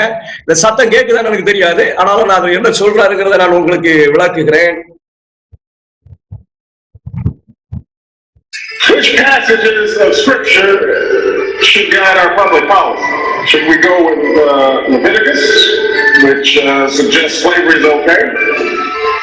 Or we could go with Deuteronomy, which suggests stoning your child if he strays from the faith? Or should we just stick to the Sermon on the Mount, a passage that is so radical that it's doubtful that our own Defense Department would survive its application? Folks haven't been reading the Bible. என்ன பேசுறாரு உங்களுக்கு ஆங்கிலத்துல இருக்கிறது. வேதாகமத்தை எவ்வளவு மட்டம் தட்ட முடியுமோ அவ்வளவு மட்டம் தட்டப்பட்டிருக்கு. அதனுடைய தமிழாக்கத்தை நான் பேசினது அப்படியே அதை கீழே போட்டிருந்தேன். பல ஆண்டுகளுக்கு முன்பாக ஆயத்தம்னு ஒரு பிரசங்கத்துல ஆண்டவர் ஞாபகப்படுத்தி அதை எடுத்துக்கொண்டு வந்தேன். என்ன அவர் சொல்றாரு? சாத்தா என்ன செஞ்சுக்கிட்டு இருக்காங்கிறது தெரியணும் இல்லைங்களா? நம்ம பாட்டுக்கு சும்மா ஓடிட்டே இருக்கிறோம் இல்லையா? ஏதோ ஒண்ணு நடக்கட்டும். பெரிய வேலை நடந்துகிட்டு இருக்குது என் தேவனுடைய வார்த்தையை பொய்யாக்குவதற்கு. மக்களுக்கான பொதுவான கொள்கையாக வேதாகமத்தின் எந்த பகுதியை நாம் எடுக்கலாம்? எப்போ Bible is the standard of life சொல்றோம் இல்லைங்களா? வாழ்க்கையினுடைய ஒரு நெறிமுறையை கற்றுத்தருவது வேதம் அப்படின்னு சொல்றோம் பாத்தீங்களா? அவன் கேள்வி எழுப்புறாரு. யார் அவரு? என்ன ஒபாமா அமெரிக்கா தேசத்தினுடைய பிரசிடண்டா இருந்தார். 2 காலாண்டு கிட்டத்தட்ட 10 ஆண்டுகள் அவரு பிரசிடண்டா இருந்தார். ஒபாமா பில்டர் இல்ல, இவரு அமெரிக்கா பிரசிடென்ட் ஃபாரூக் ஒபாமா. அவர் வந்து புராட்டஸ்டன்ட் தேசத்தினுடைய தலைவர், வேதாகமத்தையே போதிக்கணும் தீர்மானித்த ஒரு தேசத்தினுடைய தலைவர். அவர் சொல்றார் வேதாகமத்தை குறித்து. மக்களால் சும்மா சாதாரண இடத்துல ஒரு பெரிய கூட்டத்துல பெரிய ஆர்ப்பரிப்புலாம் இருந்துச்சு. மக்களுக்கான பொதுவான கொள்கையாக வேதாகமத்தின் எந்த பகுதியை நாம் எடுக்கலாம்? எப்பா வாழலாங்கிறீங்களா? எதை எடுத்துக்கிறது? லேவியாகமத்தின்படி நடக்கலாமா? ஒரு கேள்வி. அது அடிமைத்தனத்தை சரி என்கிறதே. நீ லேவியாகமத்தின்படி நடக்கணும்னு போனீங்கன்னு சொன்னா அப்ப அடிமைத்தனம் வச்சுக்கலாம்ல. சரி, அல்லது உபாகமத்தின்படி செய்யலாம் என்றால் அது என்ன சொல்லுது அப்படின்னு சொன்னா, உங்க குழந்தைகள் விசுவாசத்தை விட்டு விலகும் போது அவர்கள் கல்லறியப்படுவதை குறிப்பிடுகிறதே. அப்ப அவன் பிள்ளைகளெல்லாம் கொல்லணும்ல. என்ன அருமையான கேள்வி இல்லைங்களா? லேவியாகமத்தின்படி நடக்கலாம்னா அது அடிமைத்தனம் சரிங்கிறது வச்சுக்கே அப்படிங்குது. நான் சரி உபாகமத்துக்குள்ள போனா அப்படின்னு பார்த்தா அது என் பிள்ளை விசுவாசத்தை பண்ண கல்லெறிஞ்சு கொண்டுருதுங்குது. சரி, அதை விடு. அல்லது நாம் மலை பிரசங்கத்தை அல்லது நாம் மலை பிரசங்கத்தை சார்ந்திருக்க வேண்டுமா? நம்ம சொல்லுவோம் தெரியுமா, மலை பிரசங்கம் எவ்வளவு உயர்வானது கேட்கிறோம் பாருங்க. அதில் மிக முக்கியமாக கருதப்படுகிற பகுதி, எல்லா பாதுகாப்பு துறைகளும் அதை ஏற்றுக்கொள்ளும் போது மிக கவனமாக இருக்க வேண்டும். நான் வேதாகமத்திலிருந்து வாசிக்கிறேன் என்று நம்புகிறேன். என்ன சொல்ற தெரியுமா? வேதாகமம் நம்முடைய வாழ்க்கைக்கான பொது கொள்கையாக இருக்க முடியாது. இதுக்கு நிறைய பேர் வேலை செஞ்சுட்டு இருக்காங்க. நிறைய பேர் வேலை செஞ்சுட்டு இருக்காங்க. நம்ம சபைக்குள்ளே வேலை செஞ்சுட்டு இருக்காங்க. ஜாக்கிரதை இல்லைன்னா அழிஞ்சிருவீங்க. நான் சும்மா ஒரு செய்தி சொல்லணுங்கிறதுக்காக நான் பிரசங்கிக்க வரவில்லை. ரொம்ப ஜாக்கிரதையாக இருக்கணும். இன்னொரு வாசிக்கிறேன். மக்களுக்கான பொதுவான கொள்கையாக வேதாகமத்தின் எந்த பகுதியை நாம் எடுக்கலாம்? லேவியாகமத்தின்படி நடக்கலாமா? அது அடிமைத்தனத்தை சரி என்கிறது. அல்லது உபாகமத்தின்படி செல்லலாம் என்றால் அது உங்கள் குழந்தைகள் விசுவாசத்தை விட்டு விலகும் போது அவர்கள் கல்லறியப்படுவதை குறிப்பிடுகிறது. அல்லது நான் மலை பிரசங்கத்தை சார்ந்திருக்க வேண்டுமா? அதில் மிக முக்கியமாக கருதப்படுகிற பகுதி எல்லா பாதுகாப்பு துறைகளும் அதை ஏற்றுக்கொள்ளும் போது மிக கவனமாக இருக்கணும். ஏற்றுக்கொள்ள முடியாதுங்கிறான். நான் வேதாகமத்தில் இருந்து வாசிக்கிறேன் என்று நம்புகிறேன். அதாவது அவர் இப்படி வாசித்துட்டேன், அவர் சொன்ன ரீடிங் பைபிள் கிண்டல் என்ன ஒண்ணும் இல்லை. சாத்தான் மிக மிக மிக மிக மிக தந்திரமா வேலை செஞ்சு கொண்டிருக்கிறான். to put down the Bible. அவன் வேதாகமத்தை அழிக்கணும்னு பார்த்தா, இல்லாமக்கணும்னு பார்த்தா, ஆனா முடியாதுங்கிற நிலை வந்துடுச்சு. இவன் குழப்பமான வியாக்கியானங்கள், குழப்பமான உபதேசங்கள், குழப்பமான மொழியாக்கங்கள் எதை சார்ந்து இருக்கிறது தெரியல. நான் எழுப்பி சொல்றான் பாரு, லேவியாகமத்தில் இப்படி சொல்லுது, உபாகமத்தில் இப்படி சொல்லுது, மலைப்பிரசங்கம் இப்படி சொல்லுது. எதையா பின்பற்றுறது? இதெல்லாம் லாக்கிப்படாதுங்க, இதெல்லாம் ஒத்து வராதுங்க, இதெல்லாம் சும்மா அங்க ஒரு கதை புஸ்தங்க, வேற ஒண்ணும் கிடையாது. பொழுது போகாம எவனோ எழுதி போட்டிருக்கான், நீங்க அதை வேற பிடிச்சிட்டு இருக்கிறீங்களா? இதுதான் அவனுடைய அர்த்தம். சாத்தான் இதுக்கு தான் வேலை செய்து கொண்டிருக்கிறார். என் தேவனுடைய வழிநடத்தல மறந்துடாதீங்க. அவர் ஜனங்கள் தன்னுடைய பிள்ளைகளுக்கு சொல்லிக் கொடுக்கணும் அப்படின்னு நினைச்சாரு. அது அடிமைத்தனத்தினாலே பிரேக் ஆகி போயிடுச்சு. அதனால அது எல்லாத்தையும் என்னென்னலாம் சொல்லிக் கொடுக்க நினைச்சாரோ அது எல்லாத்தையும் எழுதி ஒழுங்கும் கிரகமாக மோசனுடைய கையில கொடுத்து, உன்னை எதையும் கூட்டிடக்கூடாதுப்பா, இதான் ரொம்ப முக்கியம், உன்னையும் கூட்டக்கூடாது, உரைக்கவும் கூடாது, கவனமா இருந்துங்க. ஆனா அந்த ஜனங்கள் அதையும் சரி செய்யலன்னு அவர் ஜனங்களை சரிப்படுத்துவதற்கு தீர்க்கதரிசிகள் கொண்டு பேசினார். அது எல்லாத்தையும் ஒண்ணு சேர்த்தாரு. இதெல்லாம் சேர்த்து பாருங்க, என் வழிநடத்தல் ஆச்சரியமா இருக்கும், என் உபதேசம் ஆச்சரியமா இருக்கும், என் நீதி நேர்மையான இருக்கும், என் பிரமாணம் அன்புள்ளதா இருக்கும், பாரு எல்லாம் சேர்த்து பாருங்க சொல்லி கொடுத்துருக்கிறேன். அது உனக்கு போதும். நான் அதுலயும் நீ குழம்பிடக்கூடாதுங்கிறதுக்காக நான் எப்படி வந்தேன் என்ன சொல்லிருக்கேன்னு ஒரு விளக்க உரையை அவர் என்ன செஞ்சாரு, அவருடைய பிள்ளைகள் மூலமாக அவரே எழுதி கொடுத்தாரு. சாத்தான் அதெல்லாம் தவிடுபொடியாக்கி அநேக வியாக்கியானங்களை உண்டாக்கி, அநேக மொழியாக்கங்களை உண்டாக்கி, இப்படிப்பட்ட அநேக ஊழியக்காரர்களை கொண்டு வேதாகமத்தை சந்தேகத்துக்குள்ளாக்கி, வேதாகமா nothing more than a story book, ஒரு ஒரு ஒரு ஒரு ஒரு கதை புஸ்தகத்தை காட்டிலும் மேலானது அல்ல என்று கூறுகிறார். சாத்தானுடைய வஞ்சகம் புரிஞ்சிருச்சுன்னு நினைக்கிறேன். நான் பிரசங்கமா தான் பண்ணிட்டு இருக்க வேண்டியது, பைபிள் ஸ்டடி மாதிரி போனதெல்லாம் வஞ்சகம் புரிஞ்சிருக்கும் என்று நினைக்கிறேன். சாத்தானுடைய திட்டம் புரிந்திருக்கும் என்று நினைக்கிறேன். இதுல இருந்து சபை காக்கப்படுமா? அவருடைய ஜனங்களை காப்பாரா? அவருடைய ஜனங்களுக்கு இதுதான், நீ சந்தேகமா பட வேண்டியதில்லை, இதுதான் யா வெளிச்சம், இதுதான் என் உபதேசம், இதுதான் என் பிரமாணம், அவன் குழப்புறான், அவன் ஏமாத்துறான் அப்படின்னு எனக்கு உறுதிப்படுத்துறதுக்கு ஏதாவது ஆண்டவர் கொடுப்பாரா? அவருடைய பிள்ளைகளை தீர்க்கதரிசிகளை கொண்டு வழி நடத்தினாரே, என்ன வழி நடத்தியிருப்பாரா? வெளிப்படுத்தல் 12:17, வெளிப்படுத்தல் 12ஆம் அதிகாரம். கொஞ்சம் லைசா தண்ணி குடிச்சுக்கிறேன். சோ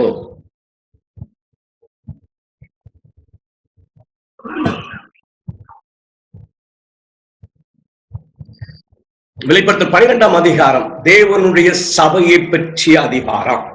அதனை இப்ப விளக்கம் போறதில்ல. ஆண்டவருடைய சபை அவர் வழிநடத்திட்டு வரும் பொழுது கடைசியாக இருக்க போகிற சபையினுடைய குணத்தை வெளிப்படுத்தல் 12:17 வெளிப்படுத்துகிறது. அது என்ன குணம் அதான் படிக்க போகிறோம். அப்பொழுது வலுசற்பமானது ஸ்திரீயின் மேல் கோபம் கொண்டு தேவனுடைய கற்பனைகளை கை கொள்ளுகிறவர்களுக்கும் இயேசு கிறிஸ்துவை பற்றிய சாட்சி உடையவர்களுமாகிய அவளுடைய சந்ததியான மற்றவர்களுடைய யுத்தம் பண்ண போயிடுச்சு. ரெண்டு காரியங்களை சொல்லி இருக்கிறது. தேவனுடைய கற்பனைகளை கை கொள்வார்கள்.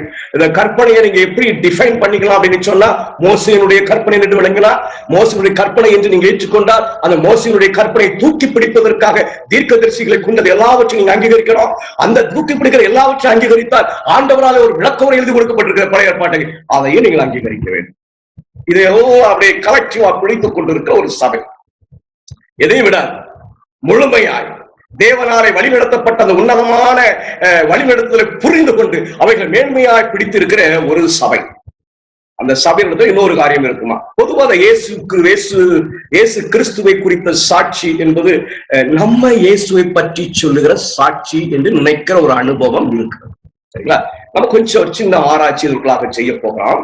வேதம் சொல்லுது பாருங்க, இயேசுவை பற்றிய சாட்சி அப்படின்னா என்ன அப்படின்னு சொல்லி வெளிப்படுத்தல் 19:10. கொஞ்சம் கவனமா கேட்டுக்கிடுங்க. உங்க மனசுல அப்படி ஓடும் தீர்க்கதரிசன ஆவின்னு சொல்லுவாங்க. அப்படி வேதம் ரொம்ப அழகா இருக்குது. அது என்ன, நீங்க ரொம்ப அழகா வேதத்தை படிக்கணும். ரொம்ப இது நான் ஏதோ உட்கார்ந்து படிச்சுட்டேன்னு நினைச்சிடாதீங்க. இதெல்லாம் எங்க அப்பா சொல்லி கொடுத்ததுங்க, என் முற்பிதாக்கள் சொல்லி கொடுத்ததுங்க, பக்கம் பக்கமா எழுதி வச்சதுங்க. மறந்துச்சோம், பேச்சு இல்ல.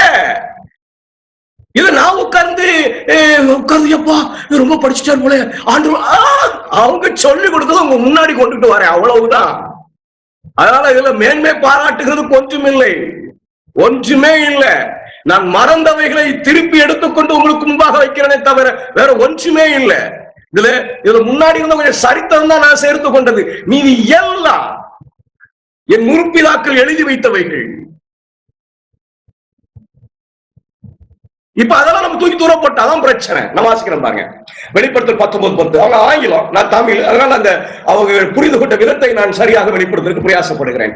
அப்பொழுது அவனை வணங்கும்படி அவனுடைய பாதத்தில் விழுந்தேன். அவன் என்னை நோக்கி, இப்படி செய்யாதபடிக்கு பார், உன்னோடும் இயேசு கிறிஸ்துவை குறித்து சாட்சிட்ட உன் சகோதரனும் கூட நானும் ஒரு ஊழியக்காரன், தேவனை தொழுது கொள், இயேசுவை பற்றின சாட்சி தீர்க்க தரிசனத்தின் ஆவியாய் இருக்கிறது.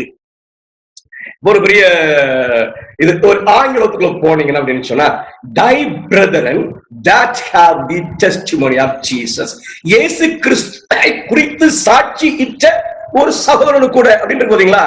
அதாவது இயேசு கிறிஸ்து குறித்து சாட்சி சொல்லுகிற ஒரு சகோதரன் அப்படின்னு இருக்கு தமிழ்ல. ஆங்கிலத்துல போனீங்கன்னா, thy brethren that have the testimony of Jesus, இயேசு கிறிஸ்துவினுடைய சாட்சியை வைத்திருக்கிற அல்லது பெற்றிருக்கிற உன் சகோதரன். நிறைய வித்தியாசம் இருக்கா? நம்ம என்ன நினைச்சுக்கிட்டு இருக்கோம்னா, இயேசு கிறிஸ்துவை குறித்து சாட்சி என்பது நம்ம போய் சொல்றது இல்ல, இயேசு என்ன குறித்து சொல்லுகிற சாட்சி, இயேசு எனக்கு சொல்லி தருகிற சாட்சி, அதை நான் வைத்திருக்கிறேன். எனக்கு ஒரு சொல்லி கொடுத்திருக்கிறார்.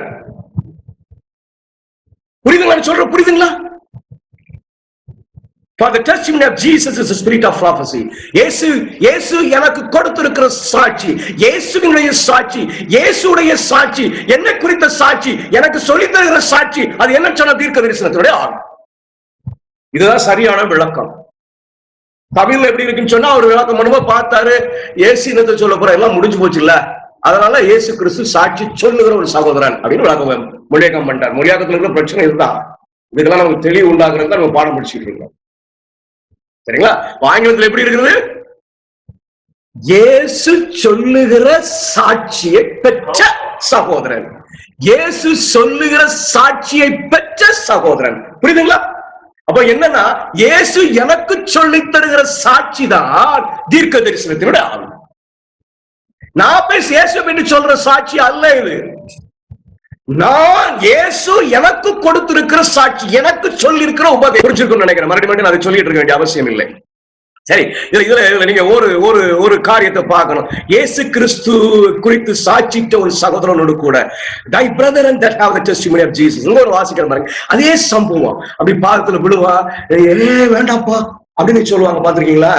அதே மாதிரி 19:10 அதே சம்பவம் தான். விழுவா, என்ன வணங்காத ஆண்டவரை தான் வணங்கணும் அப்படின்னு சொல்ற காரியம். அதே மாதிரி 22:8-9 விழுந்து வணங்குவா, என்ன வணங்காத ஆண்டவர் சொல்ற காரியம். மறுபடியும் சொல்லுகிறேன், ஏதோ ஜெயகர் கண்டுபிடிச்சிருக்கான் பிரசங்கம் பண்றான்னு நினைக்காதீங்க. அவர் கண்ணுல ஒரு அற்ப காரியம். எனக்கு என்ன ஒரு ஆர்வத்தை கொடுத்திருக்காருன்னா, சரியா படிச்சிடணும், அவ்வளவுதான். இதெல்லாம் எங்க பிதாக்கள் எழுதி வச்சதாம்மா, என் சபையை நடத்தியவர்கள் எழுதி வச்சவங்கம்மா, என் சபை ஆரம்பத்தின் போது ஆண்டவரால ஏவப்பட்டு எழுதி வச்சதம்மா. நான் ஒன்னும் புதுசா சொல்லல. ஏன் நம்ம பைபிள் காமெண்ட்ரியில் இருக்கிற உண்மைம்மா, நம்ம முற்பிதாக்கள் எழுதி இருக்கிற உண்மைம்மா. இதை ஜேகர் கண்டுபிடிச்சிட்டான்னு நினைச்சிடாதீங்க. அவங்கெல்லாம் முன்னாடி இருந்ததா நான் சொல்லிக்கிட்டு இருக்கேன், புதுசு ஒண்ணுமே கிடையாது.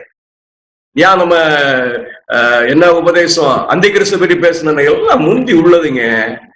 கொஞ்சம் இப்ப உள்ள காலத்துக்கு ஏத்தாப்புல நம்ம கொஞ்சம் சரித்திர சான்றுகள் கிடைக்கிறது, அதுக்குள்ள போட்டிருக்கோம், அவ்வளவுதான். தூதனை வணங்கும்படி அவன் பாதத்தில் விழுந்தேன். அதற்கு அவன், நீ இப்படி செய்யாதபடிக்கு பார், உன்னோடும் உன் சகோதரோடும் தீர்க்கதரிசிகளோடும் இந்த புஸ்தகத்தின் வசனங்களை கைக்கொள்ளுகிறவர்களோடும் நானும் ஒரு ஊழியக்காரன், தேவனை தொழுது கொள். இந்த வசனத்துல பாருங்க, உன் சகோதரோடும் தீர்க்கதரிசிகளோடும் இருக்கும். அது ரெண்டு கூட்டம் மாதிரி தருது. சகோதர ஒரு கூட்டமும் தீர்க்கதரிசி ஒரு கூட்டம் மாதிரி தருது. ஆனா வைசா கமாவத்திக்கு பின்னாடி போட்டிருக்கிறாரு, ரெண்டு ஒண்ணு. சகோதரன் தான் தீர்க்கதரிசிகளோடு. இங்கிலீஷ்ல வாசிக்கிற பாருங்க, thy brethren the prophets, உன்னுடைய சகோதரன் தீர்க்கதரிசி. இப்ப சகோதரன் யாரு? தீர்க்கதரிசி. மேல பார்த்தா ரெண்டு மாதிரி தெரியுது, உன் சகோதரனோடும் தீர்க்கதரிசியோடும். அப்படி இல்ல, சகோதரன் தீர்க்கதரிசி, உன் சகோதரன் தீர்க்கதரிசி. அப்போ சகோதரன் யார் அப்படின்னு சொல்ல தீர்க்கதரிசி. புரிஞ்சிருக்கும் நினைக்கிறேன். புரியலன்னா இன்னொருக்கா சொல்லிடுறேன். உன் சகோதரன் தீர்க்கதரிசி ரெண்டு கூட்டம் அல்ல.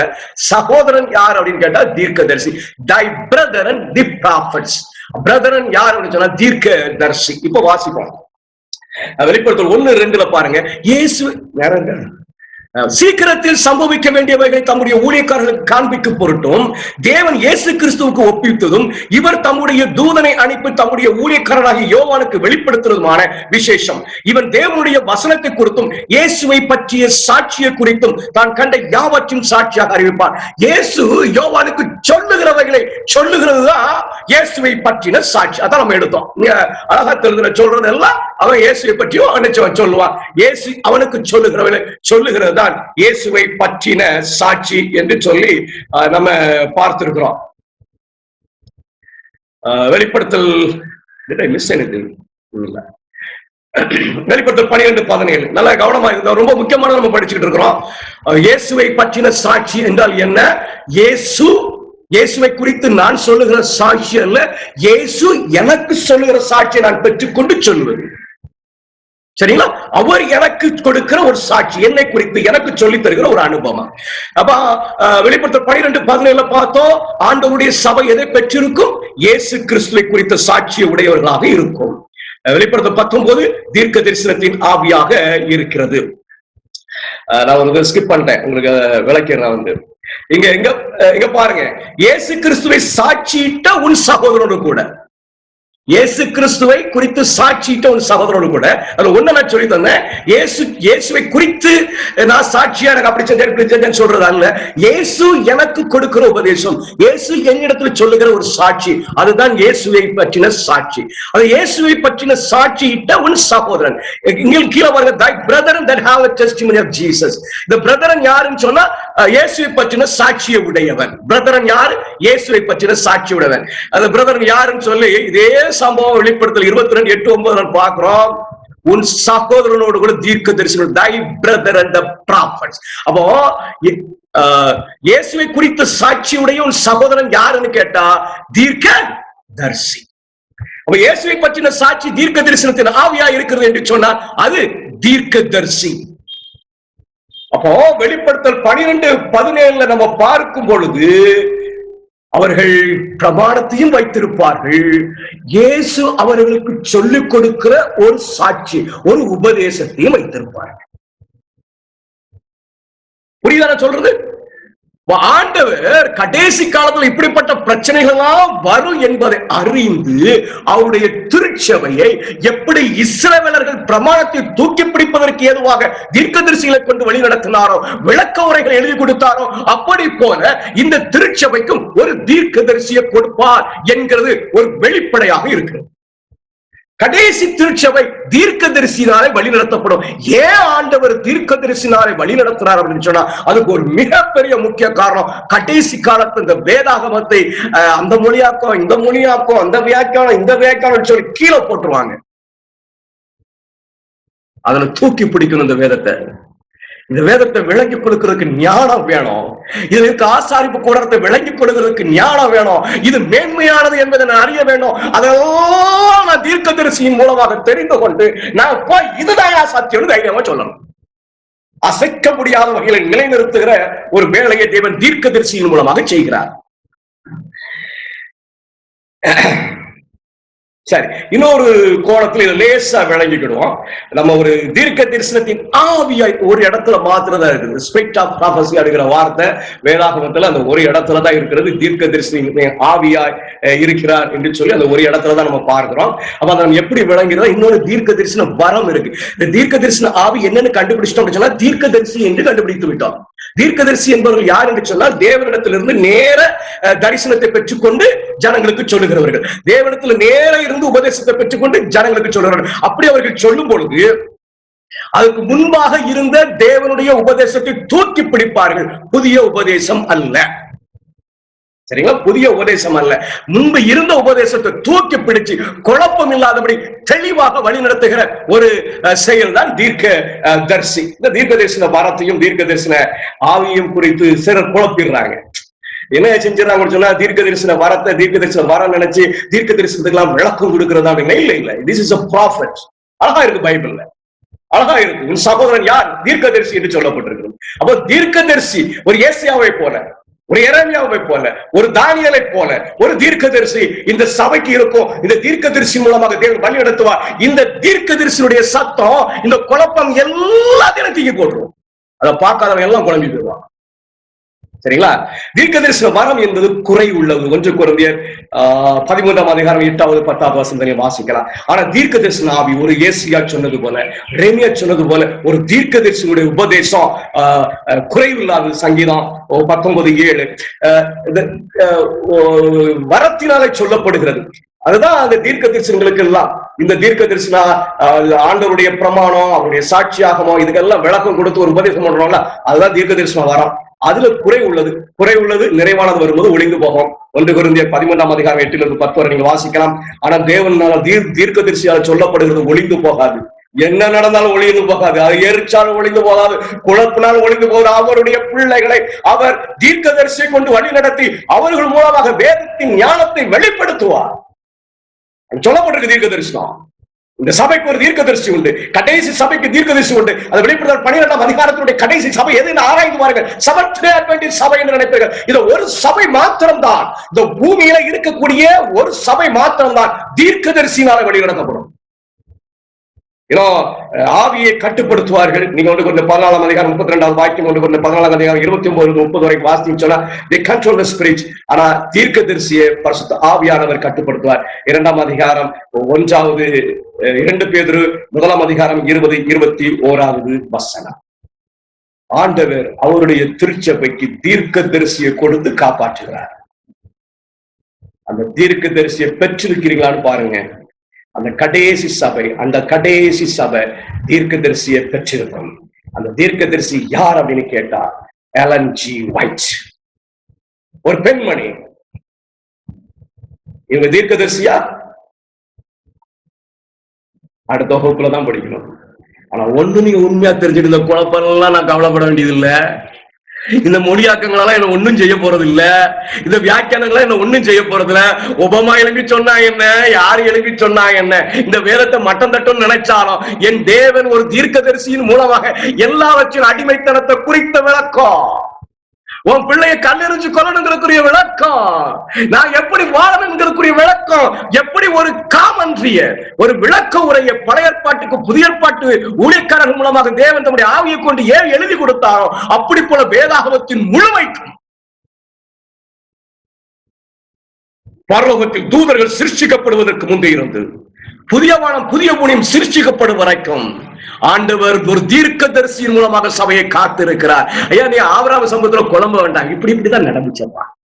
எப்ப நீ இந்த விளக்கங்கள் எல்லாம் ஒண்ணும் பிரச்சனை இல்லை, இப்படித்தான் இந்த அன்பு நீ தப்பு பணம் பார்க்காது, இப்படித்தான் எல்லாவற்றையும் ஆணித்தரமாக விழாவறியா பரலோகத்துல சாத்தா என்ன யுத்தம் பண்ணா, ஏன் யுத்தம் பண்ணா, எதுக்கு யுத்தம் பண்ணா, எல்லாம் ஆண்டவர் எப்படி வேலை செஞ்சாரு, எப்படி ஊடு எல்லாம். ஆனாலும் இந்த தீர்க்கதரிசியை இவர்களுடைய எழுத்துக்களை இன்னைக்கு திருச்சபையில் இருக்கிற அனைவரும் ஏற்றுக்கொள்வதில்லை. சாலமோன் திருப்பூர் அப்படின்னு போட்டு நம்ம மக்கள் எல்லாம் எழும்பி அவருக்கு பதில் கொடுக்குறாங்க. நம்ம மக்கள் இன்னைக்கு நிறைய பேர் இந்த தீர்க்கதரிசியை ஏற்றுக்கொள்வதில்லை. நீங்க யாருக்கு ஐயா பதில் கொடுக்க போறீங்க? அப்ராணி பட்சிகள் பாவம் விசுவாச பிள்ளைகள் என்னன்னே தெரியாம குழம்பி போய் கிடக்குதுங்க, அவங்களுக்கு சொல்லிக் கொடுக்கப்பா. இவங்க தீர்க்கதரிசியா? இப்ப நான் சொல்றேன், தான் தீர்க்கதரிசி. அதை நிரூபித்து காட்ட முடியும், விழாவரியாக நிரூபிக்க முடியும். அவர்கள் முழு எழுத்து வேதாமத்தை தூக்கி பிடிக்கிறதை நீ பார்க்க முடியும். ஆண்டவர் சபையை காத்திருக்கிறார், ஒரு தீர்க்கதரிசியின் மூலமாய் காத்திருக்கிறார். அந்த தீர்க்கதரிசியை உதாசீனப்படுத்துறவன் நிலை நிற்க மாட்டான். அந்த தீர்க்க தரிசன எழுத்துக்களில் குற்றம் கண்டுபிடிக்க வேண்டும் என்று படிக்கிறவன் நிலை நிற்க மாட்டான். வேதத்தை சொந்தமாய் வியாக்கியானம் செய்கிறவன் நிலை நிற்க மாட்டான். ஏனென்றால் கடைசி காலத்துல ஒபாமா சொன்னது போல வேதாகமம் ஒரு கதை புஸ்தகத்தை காட்டிலும் மேலான அல்ல என்று சாத்தான் சொல்லுவான். கர்த்தருக்கு சித்தமான உன் தேவன் வாய்ப்பை கொடுத்தார். உடனே என்னால செய்ய முடியாது, சாரி ஃபார் இட், எனக்கு அடுத்த அப்பாயின்மெண்ட் அப்படின்னு சொல்லி பிரதர் வச்சிருக்காரு, 2வது வாரம் என்று சொல்லி, அடுத்த மாதம் 2வது வாரம். அதுல இவர்கள் தீர்க்க தரிசிதானா என்பதையும் நான் விளக்குவேன். அதுக்கு பிறகு இன்னொரு வாய்ப்புல இந்த தீர்க்க தரிசிக்கு எதிராக அநேக போர்க்கணைகள், அவைகளெல்லாம் என்ன, நிஜம் என்ன அறிந்து கொள்ள போகிறான். ஏனென்றால் நான் தெளிவாக இருக்க வேண்டும். God bless you. சபை திருச்சபையினாலே தீர்க்க தரிசனாலே காக்கப்பட்டிருக்கிறது. அருமையான சபையில உட்கார்ந்து இருக்கீங்க. இந்த சபையில குழப்பத்துக்கே இல்லைங்க, குழப்பத்துக்கே இல்லை. சரியா படிச்சா எல்லாம் தெளிவுங்க. ஆண்டவர் திருச்சபையை தீர்க்க தரிசினாலே காத்திருக்கிறார். அந்த தீர்க்க தரிசி எலன் ஜி ஒயிட் அவர்களை அடையாளம் கண்டு கொண்டு பிடித்துக் கொள்ளுங்கள். கேள்வி எழுப்பலாம், ஐயா ஆயிரப்பா இருக்கீங்களா, நாங்க எப்படி படிக்கிறது? யோசி, ஜபம் பண்ணு, ஆண்டவர் ஏற்பாடு பண்ணுவாரு. இங்க நம்ம பேசலையா, இந்த ஜூம்ல எவ்வளவோ அம்மையார் குறிப்புகளை பேசுகிறோம். ஆண்டவர் வாய்ப்பை உண்டாக்கி கொடுக்கலையா? கொடுப்பாருங்க, கண்டிப்பாய் கொடுப்பாரு. நீங்க பாரத்தோடு ஜெபிக்கும் பொழுது வழிகள் உண்டாகும். தேவன் உங்களுக்கு கொண்டு வந்து ஒவ்வொரு உபதேசத்தையும் தெளிவாய் விளக்கி கொடுப்பார். நீங்கள் அசைக்க முடியாதபடி சத்தியத்தில் நிலைநிறுத்தப்படுவீர்கள். தீர்க்க தரிசியை பின்பற்றினார். ஆமென். ஆமென், ஆமென். நல்லதான ஒரு தெளிவை இன்னைக்கு ஆண்டவர் மூலமாக, ஆண்டவர் மகன் மூலமாக நமக்கு தந்தாரு. அதற்காக நான் ஆண்டவர் ஸ்தோத்திரிக்கிறேன். யாருக்காவது கேள்விகள் இருக்குங்களா?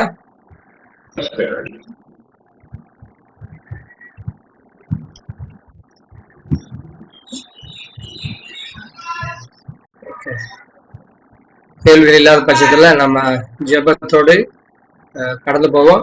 அடுத்த மாசம் ஏழாம் வேட்டம் அவங்க தீர்க்கதரிசியாங்கிறதையும் அதுக்குரிய காரியங்களும் வரக்கூடிய நாட்களை நம்ம படிக்க இருக்கிறோம். தேவன் தம்மை நம்மை ஆசீர்வதிப்பாராக. நம்ம தலைகளை தாழ்த்தி ஜெபிப்போம்.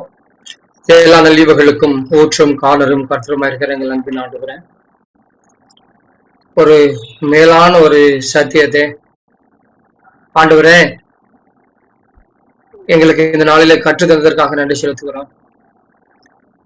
எத்தனையோ குழப்பங்களுக்கும் மத்தியில எத்தனையோ வசனங்களை ஆண்டவரே வெவ்வேறு விளக்கங்களை கொடுத்து அதை புரிந்து கொள்ள முடியாதபடி செய்கிற அந்த சூழ்நிலை, இதை எப்படி கற்றுக்கொள்ள வேண்டும் என்று சொல்லி ஆண்டவரே மிக தெளிவாக நீர் எங்களுக்கு விளக்கி காண்பித்ததற்காக நன்றி செலுத்துகிறோம்.